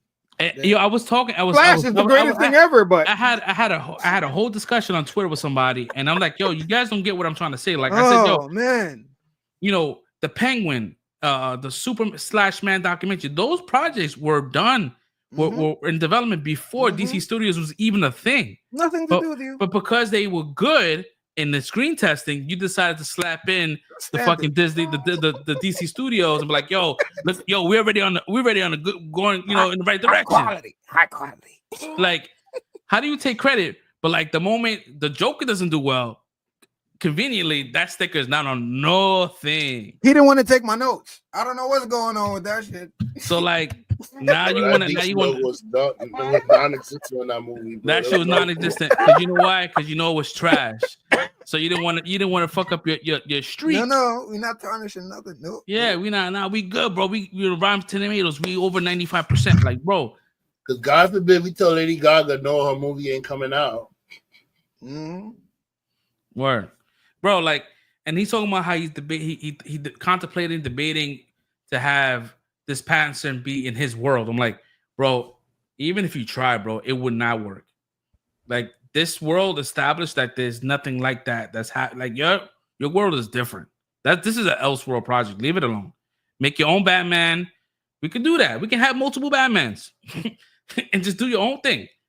Well, but like, stop speaking on Matt Reeves. Maybe he might that draft might have went to somewhere else. That's not James Gunn. He may have a different deal because he's more Warner Brothers. No, it's not Mike. Remember, I was trying to think. Didn't he get the first look deal before? Yeah. That's what I'm saying. Like, I don't have to turn my stuff into you, bro. Like this, like the Penguin show is a Warner Brothers, even though it's all connected, but it's a Warner Brothers property. That's why it premiered on TV. It's not connected at all, other than the fact that we're using DC characters. That's it. Exactly. But he still slapped at DC, studios on the work. So I'm like, I'm not mad at him for that, but at the same time, leave it alone. You? I like where you want to go. Get yourself a good Damian. Get yourself a good Batman, and let's go, bro. Just don't worry about that shit. Yeah, let Matt Reeves cook and let him make his masterpiece. He needs the time, cool, but don't add more like eyeballs to the situation. We was not aware how long this was taking because it was like in the back burner. Like it will come out when it comes out. And hopefully it's not just PR. Like if we all a team, let them rake in the dough, so I can have more dough to build my universe that I'm doing over here. This is all a giant collaborative project. Even though, again, you over there in your playpen, do you do me? But I'm again management stuff, bro. I don't think he'll fuck with it. I think to be honest, bro, he just needs to be a CEO and kind of just don't worry about the trolls and worry about the rumors that's out there. You don't have to debunk everybody's shit. Let them have their clout. Like you try to debunk everybody's shit, and then you say something and kind of backtrack to what you said before. Like people remember things, and it's like he released a video I think 2 days ago of some behind the scenes of Creature Commandos where there was a sex scene and it was he recorded the actress moaning and shit, but using a method in how she moans and shit. It was a sex scene. I was like, that's kind of weird, but whatever. Like if the actor and the actress said it was okay to post, then and she reposted on her social, then it should be fine. It's cartoon. They're not really fucking. But it was just kind of all right, well, that's weird, but whatever. Like it's James Gunn. That's his comedy level. That's where he's at. You know what I mean? I don't know, man. Next up we have Clayface. Clayface is getting a movie. It's gonna be written and directed by Mike Flanagan. And it's produced by Matt Reeves. So people are like, oh, is this gonna be in the Reeves verse? I'm like, nope, it's not. This is gonna be the DCU. So the Clayface that we have, that's gonna be in Creature Commandos. This is the same Clayface. He's getting his own movie. So I'm like, that's weird, but I mean, whatevs. What else we have here? Barbie 2 is in the works. I was like, yo, don't Warner Brothers didn't get the fucking memo with the whole Joker 2? Like, something's being so big, you can just let it be that one movie and then let it be great and that's it. But I get it. You know, they have an IP and they want to keep making money.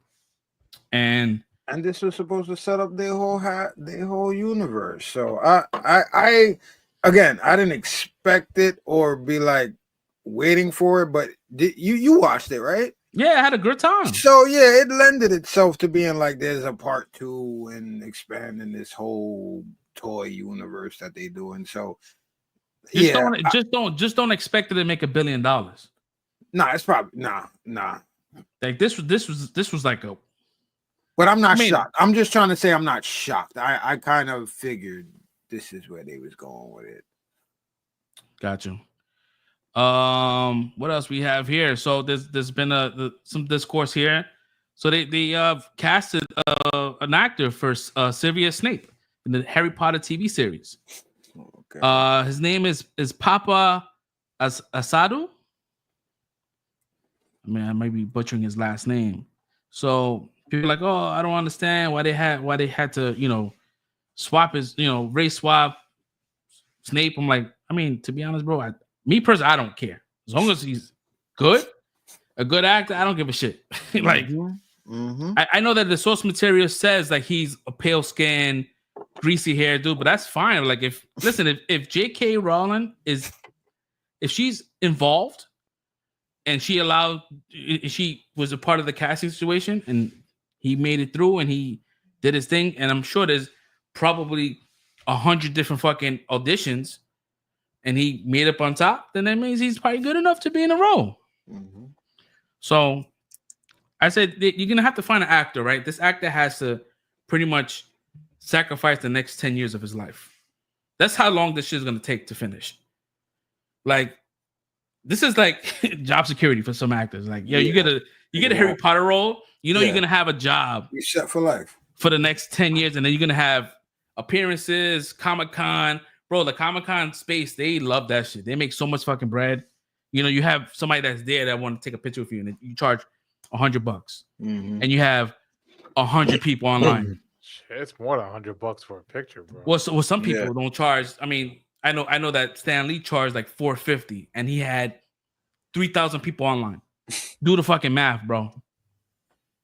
Like, these motherfuckers are making money. Fucking the Green Ranger, I think he was charging $250, something like that. I was like, I don't have the money for that. I took pictures on the side. I took a picture. I took a selfie like this. So when he was in the background, I'm like, I'm satisfied. Word. I'm satisfied. He looked up. I was there. I remember. Yeah, like, you know what I mean? Like, I was not paying that much money, but yeah. But yeah, that's 10 years of his life, man. So, and Harry Potter, bro, that's a bag. Especially if it's good. If it's good and it holds up and they're able to pump out these seasons, I would say like every year. We can't do every 2 years for a fucking 4-year thing, bro. That's gonna be crazy. You're gonna have to film 2 seasons in one season in 1 year. Cause yo, these kids are gonna you're gonna look at one kid and be like, oh shit, after Christmas break, why is he fucking 28 years old? It's like, yo, why the fuck did he age up that fucking quick? Oh man, we actually got through all the topics. Right. Got through all the topics, which I'm excited for. So I know that we didn't all watch Creature Commando, so I don't want to like spoil anything. So Creature Commandos dropped last week. We got 2 episodes last week, and we got another episode that just popped up yesterday. And this is the start. This is the start of the DCEU. So this is like continuing what happened after, I would say after like Suicide Squad, right? Mm-hmm. So pretty much James Gunn said whatever is mentioned in the show is canon. So in the show itself, you know, they talk about the previous situation they was in the Suicide Squad. So that's canon. So I don't know how they're gonna talk about the whole Justice League situation. But yeah, I don't want to spoil it. But I really enjoy Creature Commandos. I really enjoy it. I think that Where is it streaming? It's on HBO, HBO Max. Max. Okay. Yeah. Okay. It's good. It's Suicide Squad just with creatures. That's Yeah. what it is. Yeah. It's following the same beats. You know, he has that. He works well with ensembles. You know, the Guardians of the Galaxy and the Suicide Squad. It's the same kind of formula, but it's just more of a mature situation. It seems like this is what he wanted to do with Suicide Squad, but didn't have the time to. Exactly, and this is the first thing he wrote before he wrote Superman, and they felt that this was like the first, because you never see like a cinematic universe start with an animation. Like you never see that. You always see the live action, then you see animation after. But this is the first one. So this follows Dr. Phosphorus, Rick Flag Sr., Frankenstein, Cersei, the Tin Man, and who else is Weasel? Weasel, GI Weasel? Robot. Oh yeah, that's what I meant. Not I am Tin Man. I'm Tin Man. Yeah, GI Robot, and the amphibious chick. What's her name? Yeah, I forgot her name. Yeah. So you follow these characters, and he does a good job. Like this last episode that just dropped, it's more centric to GI Robot, and it was good. I fucking enjoyed it, and I'm looking forward to seeing next episode. They're gonna kind of like dive in. I mean, it's really, you really can't talk about something because it's gonna spoil the show for you.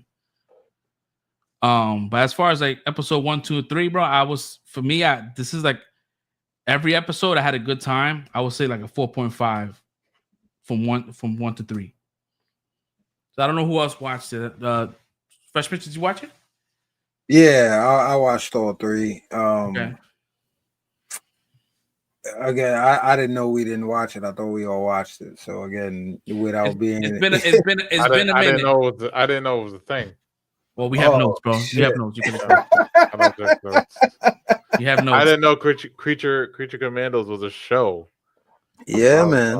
Yeah, never heard of it. I was like, oh, okay. They've been talking about it for a while. This is the first thing that starts off his actual vision. But again, like I said earlier, it just, for people that haven't seen it, it seems, if you watch the Suicide Squad, it basically to me is like it's an elongated version of the Suicide Squad, but with monsters. So again, if you look at the template, it seems like this is what he would have done by giving those characters more dimension if he had more time. So that's what this seems like right now. But again, I went into this with no expectations whatsoever, and Same. And the raunchiness, the gratuity, the violence, the gore, everything came out of left field, and I loved it. The music is like, I still haven't placed it. I can't place what I want to label this as, but it's almost like old school cartoony, but goofy, but like I can't place it. I'm gonna find it by the end of the season. I don't know what the tone of that intro theme is. But it takes me back to something. I just can't put my finger on it right now. But that and just I like it. Again, you have these desolate characters that are like, again, Guardian-esque, gonna come together and coalesce by the end. But I was about to spoil. I'm not gonna spoil. But yeah, it's very cool. It's Suicide Squad-esque, it's Guardian-esque, and I'm very already interested in these characters. I'm invested. Like I like what they did with the Bride. I didn't expect that episode took a turn, and Jesus, like no holding back. I didn't know Harbor was Frankenstein either. Like, so that was cool. But I thought it was weird they call him Frankenstein. He's not Frankenstein. He's Frankenstein's monster. Yeah, Frankenstein monster. My bad. Yeah, no. His name is Frankenstein. Yeah, like, it is. But yeah, Harbor is Frankenstein's monster. But yeah, I don't want to mistake it, because Frankenstein, Dr. Frankenstein himself has again, this shit comes out of left field. You kind of see it coming, but it's a cartoon, so it's like, now we're not going there. Oh shit, yeah, we going there. It's like, yo, what is going on? You saw Suicide Squad, right? The newest one. Yeah. So you know Rick Flag, right? The dude that Peacemaker killed, right? He stabbed him in the heart. So you following his father. His father is now the leader of this new Suicide Squad. And the only character that kind of that comes from that universe is Weasel. So like you get to learn about what's happening with Weasel. Because you know Weasel didn't die in Suicide Squad. He lived after, and they pick up right from there too. Like, this shit is cool. I'm digging it. And I like the my bad, yo. I like the fact now you think about it, we watching Suicide Squad. I was like when Deadshot, what's his name? Bloodsport. When he said he shot Superman with a kryptonite bullet, so like, he's talking about David Cornsweat's Superman. Yeah, talking about Cavill. I'm like, oh shit. Yeah. And it's like, they said that Cornsweat likes to fucking smell fit. What was it? He had a fetish, right? He likes to. It was something about. It was something about shit or something like that. That it said that Superman had a fetish. In the movie, I don't remember what he said. In the show, in the Peacemaker show, when Peacemaker kept talking about Superman, he's like, yeah, I know Superman. He said Superman has that weird fetish. It was a fetish that he likes to do. I'm like, oh shit. But yo, the only way I could think about if they want to remove the whole the whole Justice League situation, once you do in Peacemaker season 2, let it be that the first season he's explaining the events to someone else, and he's being like he's an unreliable narrator. Yeah, so he's like, oh, yo, the Justice League was there. He's like, nah, they weren't there, bro. Like, you lying. It's like, and then that's how you can like remove that whole situation. Yeah. Nah, it was good, man. I mean, it's the cliffhanger that was left off in this episode. I'm down. I can't wait. That's what I'm saying. I was tight this week. I was tight. I watched 2 episodes the first time I watched it, and I watched this one by itself, and I'm like, fuck, bro. That shit was a fucking tease, bro. Come on, man. Tease, man. So yeah, I mean, we'll talk about it next week. As far as like, you know, like hopefully we'll all get on board. I'll make sure that Sneaky watches in. Make sure that Red, you know, tries to, you know, watch and I didn't want to go in, but it was something I wanted to nerd out about too at the end. That ending, I'm not gonna spoil, but the ending, since you saw it, the ending with the person they took down, I'm like, get the fuck out of here, bro. Nah, bro. She would have killed that whole entire squad, bro. Are we talking about the same person, bro? She's come on, bro.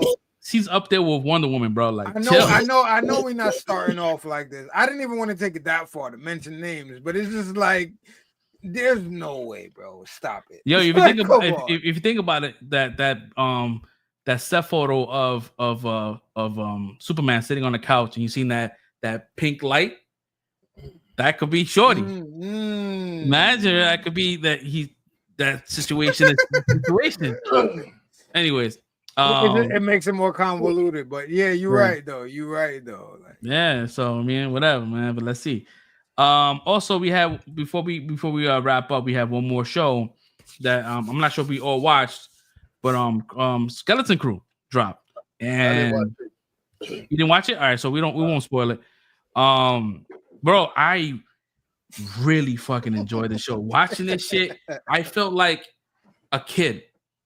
I felt like I was them as a child. This gave us fucking Goonies vibes. That whole emblem, fucking Lucas. It felt like everything under the sun.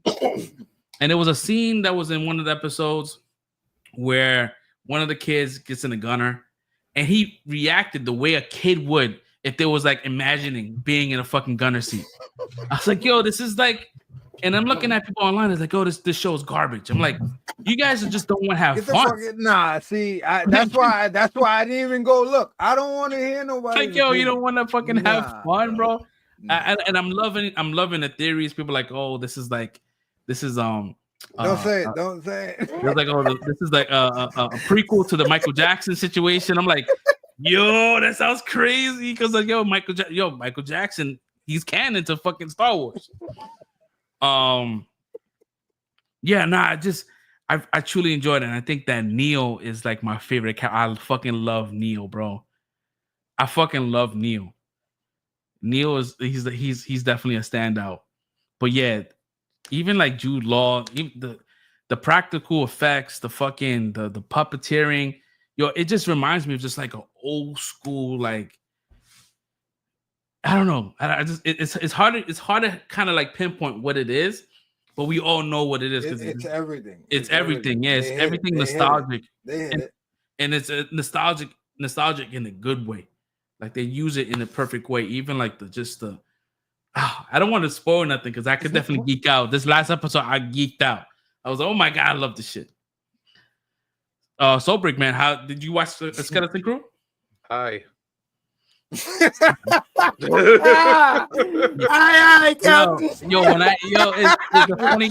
funny thing because I love that pirate shit. It brings me back to like Hook and all that kind of shit. It's like, oh, it's SME. I was like, oh, that's me. I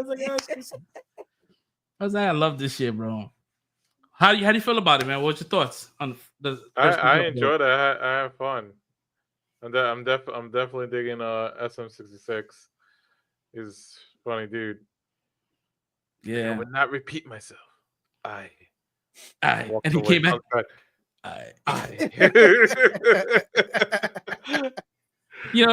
doesn't. I was like, yo. And people are saying it doesn't feel like Star Wars. Yeah, it doesn't feel like Star Wars, but it's Star Wars. It doesn't. It doesn't. It's a mass galaxy. It's a mass. It's showing you it's showing you elements. You know why it doesn't feel like? You know why it doesn't feel like Star Wars? Because there's no Skywalker drama. Exactly. And it's purely like you always thought about like, does every planet is fucking like a desert? Like wonder if there's like planets where it's just like how we live here in this like Earth. I was like that brings a different element of what the world with this galaxy brings. I'm like, yo, and the mysterious part of it is like, we always watch those shows where they trying to get to the treasure. You in the mix, but they in the treasure. So it's like they're trying to go. Yeah, it was amazing, bro. Fresh Prince, man, thoughts? I gotta figure out what to say other than what y'all said because y'all hit everything on the nail already. But it's like, yeah, I didn't hear anybody. Well, I didn't hear anybody because I'm not online. I haven't really gone in about this because I don't care. Like I didn't. Again, this is another thing. I think this is about to be my new thing. About to go into everything with no expectations and see what happens. Yo, Sam, but, I went in with nothing, bro. I was like, this might be like all right. I saw it by accident. I forgot it was coming out. I didn't realize. I was just like cruising for something to watch, and like Disney was open, and it just like was right there at the opening. And I was gonna start watching those. I was like, wait, what the fuck? And I went back. Like Skeleton, what the fuck is that? Star Wars? And I started playing. I was like, oh yeah, I remember this. Okay, it's out. And I started watching it. I enjoyed it. I don't again, I guess everybody's entitled to their own opinion on what they feel like is Star Wars and what's not. But again, the way everything is set up, the environment, the galaxy, and what nobody has mentioned, so I'll throw in, is the music. I think that's the one thing that is tapping on everybody's nostalgia is this music for some reason. Like it's like you said, the Amblin, the Wonder, that throwback of like early 80s type Kids and Goonies and Wonder. That's what I kept thinking the whole time, and not in a bad way, but it's like, yeah, this is Goonies and Star Wars. And people always throw these things out and like, this is what this show is gonna be. And it's like, nah. But that's actually what this is. It feels homely. It feels nostalgia. It feels reminiscent of something that we never seen before. But it feels like, yeah, this is what we were looking for. If this is the premise of kids in this galaxy of Skywalkers, and we know about Jedis and this and that, and okay, I was about to spoil. I mean, not. But yeah, there's just moments of like, yeah, if you're a kid And again, like I remember Fresh said this, but I'm the same way. When I watch certain things, when they hit on a certain level, it's like I'm invested. I'm engrossed. I'm in that environment. I'm in the situation. I'm in the story. I'm with y'all. I'm riding. What's going on? And with these kids, I'm like, yeah, I'm with this. How this doesn't feel like Star Wars. This feels like kids that are, like you said, far separated from all this magical, crazy shit that's going on. Galaxy type, destructive type repercussions and everything that could come about from the Skywalker trilogy storyline and everything that's going on with that. And it's like, yeah, we're in a situation where I'm a kid, I'm growing up, I'm hearing about this. This is like magicians. I'm thinking about like King Arthur and the sword and the stone and these things like that. These are myths and stories that I'm hearing about. But at the same time, the way that they put you in this story where everything is really vague, but now it's like, okay, this planet that's mundane, we got away from it because we want to go on an adventure. But now we figure out something that needs to get us back home, and it's like, yeah, this is interesting. I want more. What's going on? What are y'all talking about? What is this? Myths, storytelling, lore? Like, I don't know about right now. Like, why is this hidden in these different situations? Yeah, I'm invested. This is cool. And for a kid, I think children will be highly invested in this. And like you said, Neil, definitely number one character right now. That's my guy right now. Even though I love all these kids, I think these kids are doing a tremendous job. They're all doing a good job. Like nobody's coming off as annoying. Yeah, they all have their own kind of personalities, and I dig them all. Him, the main kid, even Shorty. That's the daughter of the. I don't even know what her mom's is. I forgot what her mom's is, but she's some type of high official and all of that. But it's like no one LaRusso yet. Yeah, and she seems like the one. She seems like the Samantha LaRusso, but I'm gonna see what happens. But even with that, I'm saying that just for trope purposes. But she doesn't strike me in that way. I like her character as well. I see where her character is coming from. I like the Asian Data that they got with them, Data, Geordie LaForge, whatever you want to call her right now. I like her character. All of them are cool. I like Jude Law too, and there's a mysterious level to that, yo, and you just don't know where he's. I want to say it's not mysterious. That's just what I was gonna say, but because we can't spoil, yeah. Shout out to the speed bikes, man. They're faster than the Book of Boba Fett. Yeah, and that's and that's like equivalent to like our like 10 speeds out here, right? Like they was on some shit. There was one part in this shit, and it's not a spoiler. It was like the most, as a father, and I'm sure like people that don't have kids and they're around kids, like there was like the most like kid shit. It's like, yo, you need to get some sleep. I'm not even tired. And they just skip to like them sleeping. Yep. I was like, that is the most relatable shit I've ever seen in my life, bro. It was so, and like, and just the overall pacing, because they could have they could easily drawn out how they got to the moon, how they got to this planet for another episode. They did it all in one episode. Like they got on that planet and left the planet on the same episode, and that's good pacing for me because I feel like you're not dragging it. Mm-hmm. Like we in, we out. They escaped 2 planets in one episode. So it's like, and it was a short episode. But yeah, they gave us what they needed as far as the kids' background and the schooling and all that, what was going on, and their relationship to the parents and to each other. Yeah, and it's very well built. And that's why we have crawls, like every Star Wars, right? You have a crawl, and the crawl's not there for no reason. It's to give you the breakdown of what's happening versus having to show you on screen.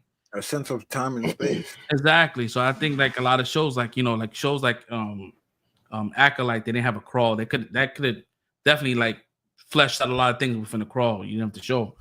But yeah, man, this show, man, I can't fucking like. It's 8 episodes. I'm sad. I'm like, damn, this is gonna be a short one because these episodes are fucking short, bro. Like, with the credits taking off, bro, it's like 21 minutes, bro. I'm like, yo. Between that and Creature Commandos, bro, like that's not giving me enough time. Yeah, exactly. To like, because it picks up quick, and it's like, oh fuck. and if it starts off good, once you get settled in, it's done. And you're like, so I gotta wait next week, man. Watch the next shit. Wow, bro. Like I really wish that Skeleton Crew was like all one, like they would have just released it all together. But yeah, I guess I don't know. But Skeleton Crew, man, that shit is a 5, man. A 5 for me, all the way, all around. I had zero issues with the plot, story, the pacing. I kind of want to see my man Steve Urkel a little bit more. I don't know if that's spoiler alert. My bad. I was about to throw that in there too, man. Shout out to my guy, bro. He's definitely gonna be out here. He's like #1 crony, bro. He's gonna be out here. So yeah, this is definitely good, man. Ratings, guys, give us a rating before we close out. Yeah, I guess I would say 5 because the whole time I was invested. I wasn't thinking about nothing else. I was feeling very comfortable in what I was watching and the development of the universe and trying to figure out where I'm at and what's going on and where I'm digging it, man. I like the children aspect too because it really fleshed out in a weird way, which people hate, but the politics and like the real like demographics and how everything is broken down on these planets and how people are living. Like, I'm not mad at seeing stuff like that. Like, it's just as long as you do it the right way and it's not dragged out or unnecessary. Like, I really like this. Like Neil, like we keep going back to Neil's siblings, bro. Like all these little kids sitting there watching like the Teletubbies type shit they was watching on TV. The dude climbed on the roof and he knocked on his door, was like, my man upstairs. It's so cute. I love that shit. Yo, that's what I'm saying. It's like, yo, really, we get to see how kids grow up in these random environments. I'm like, yeah, it's just suburban shit. Like, obviously, yeah, like no one here in this episode, no one in this planet is a slave. Yeah, like, right. No one's owned. You know what I mean? It's just like there's no sand anywhere. Like it's just Anakin would have loved this spot. Yeah, I mean, we got cul-de-sacs and shit. We out here chilling, bro. Like, yeah, like, look at all the younglings. Sure, man. Yeah, man. Yeah, I mean, we out here getting ready to go to college and career assessments and shit. Like, this shit was cool. Yeah. But again, like, without spoiling, even where that track leads, like, I'm interested. It's like, what's going on here? I have my theories if we want to connect everything, but it's like, I need more. Like, give me more. I want what's going on. Oh, yeah. I wanted to feed into my hysteria on what I might think y'all might be trying to connect with. It's giving us the great work. The great work. Y'all on a cult planet right now, bro. What's going on? They're just giving us enough to keep us going. Spoon feeding. Y'all good, but come on, give me some more. Stinky, what's your rating? I would say I gotta give it a 5. I enjoyed it. I really have like nothing to nitpick at or anything about it. No, I have zero nitpicks, bro. Yeah, zero. So. I have questions. That's not even a nitpick. I have fucking questions, bro. Yeah, and that's good. I'm not out there screaming like, "Oh my god, Star Wars is back." This is not that kind of thing. Yeah, this is like, where's the story going? Like, this is story. I want to know what's going on. What's the bigger picture? What is the purpose of having this show? There has to be a purpose on why the show exists in the grand scheme of the Mandalorian verse. This is what it is. It's the Mandalorian verse. Right. Because we have characters that's in the Mandalorian. And that's the only reason why I'm saying I'm theorizing. If it wasn't for that, I'd be like, all right, it is what it is. I'll take it for what it is. But yeah, we have that element. And if you're not thinking about it, we might get blindsided later on some crazy This is gonna give us this is gonna give us if we need it, bro. But my bad, Stinky. Continue. No, that's it for 5. Yo, he's quick with that thing, bro. It's good. 5. All right, cool, man. Yeah, we got we came back, after 2-week hiatus, and we gave you a 2-hour episode. 4-hour episode. My bad, I'm dyslexic. Oh shit. 4 hours. 4 hours, man. 4 fucking hours, man. Yeah, we're about to wrap up right now. Guys, man, we appreciate it. We appreciate the new follows. We did, even though we was out for 2 weeks, we still gained, I think, 10, 12 followers. We appreciate y'all. If you like what we do here, hit the like and subscribe. Hit the bell notification. We go live every Friday at 10 o'clock ish. So until next week, guys, have a great weekend and stay warm out there if you're out here in New York, and watch out for those the UFOs and everything else that's happening out there in the world, man. For the drones and the migrants. All right, yo. Peace out. Peace out, everybody.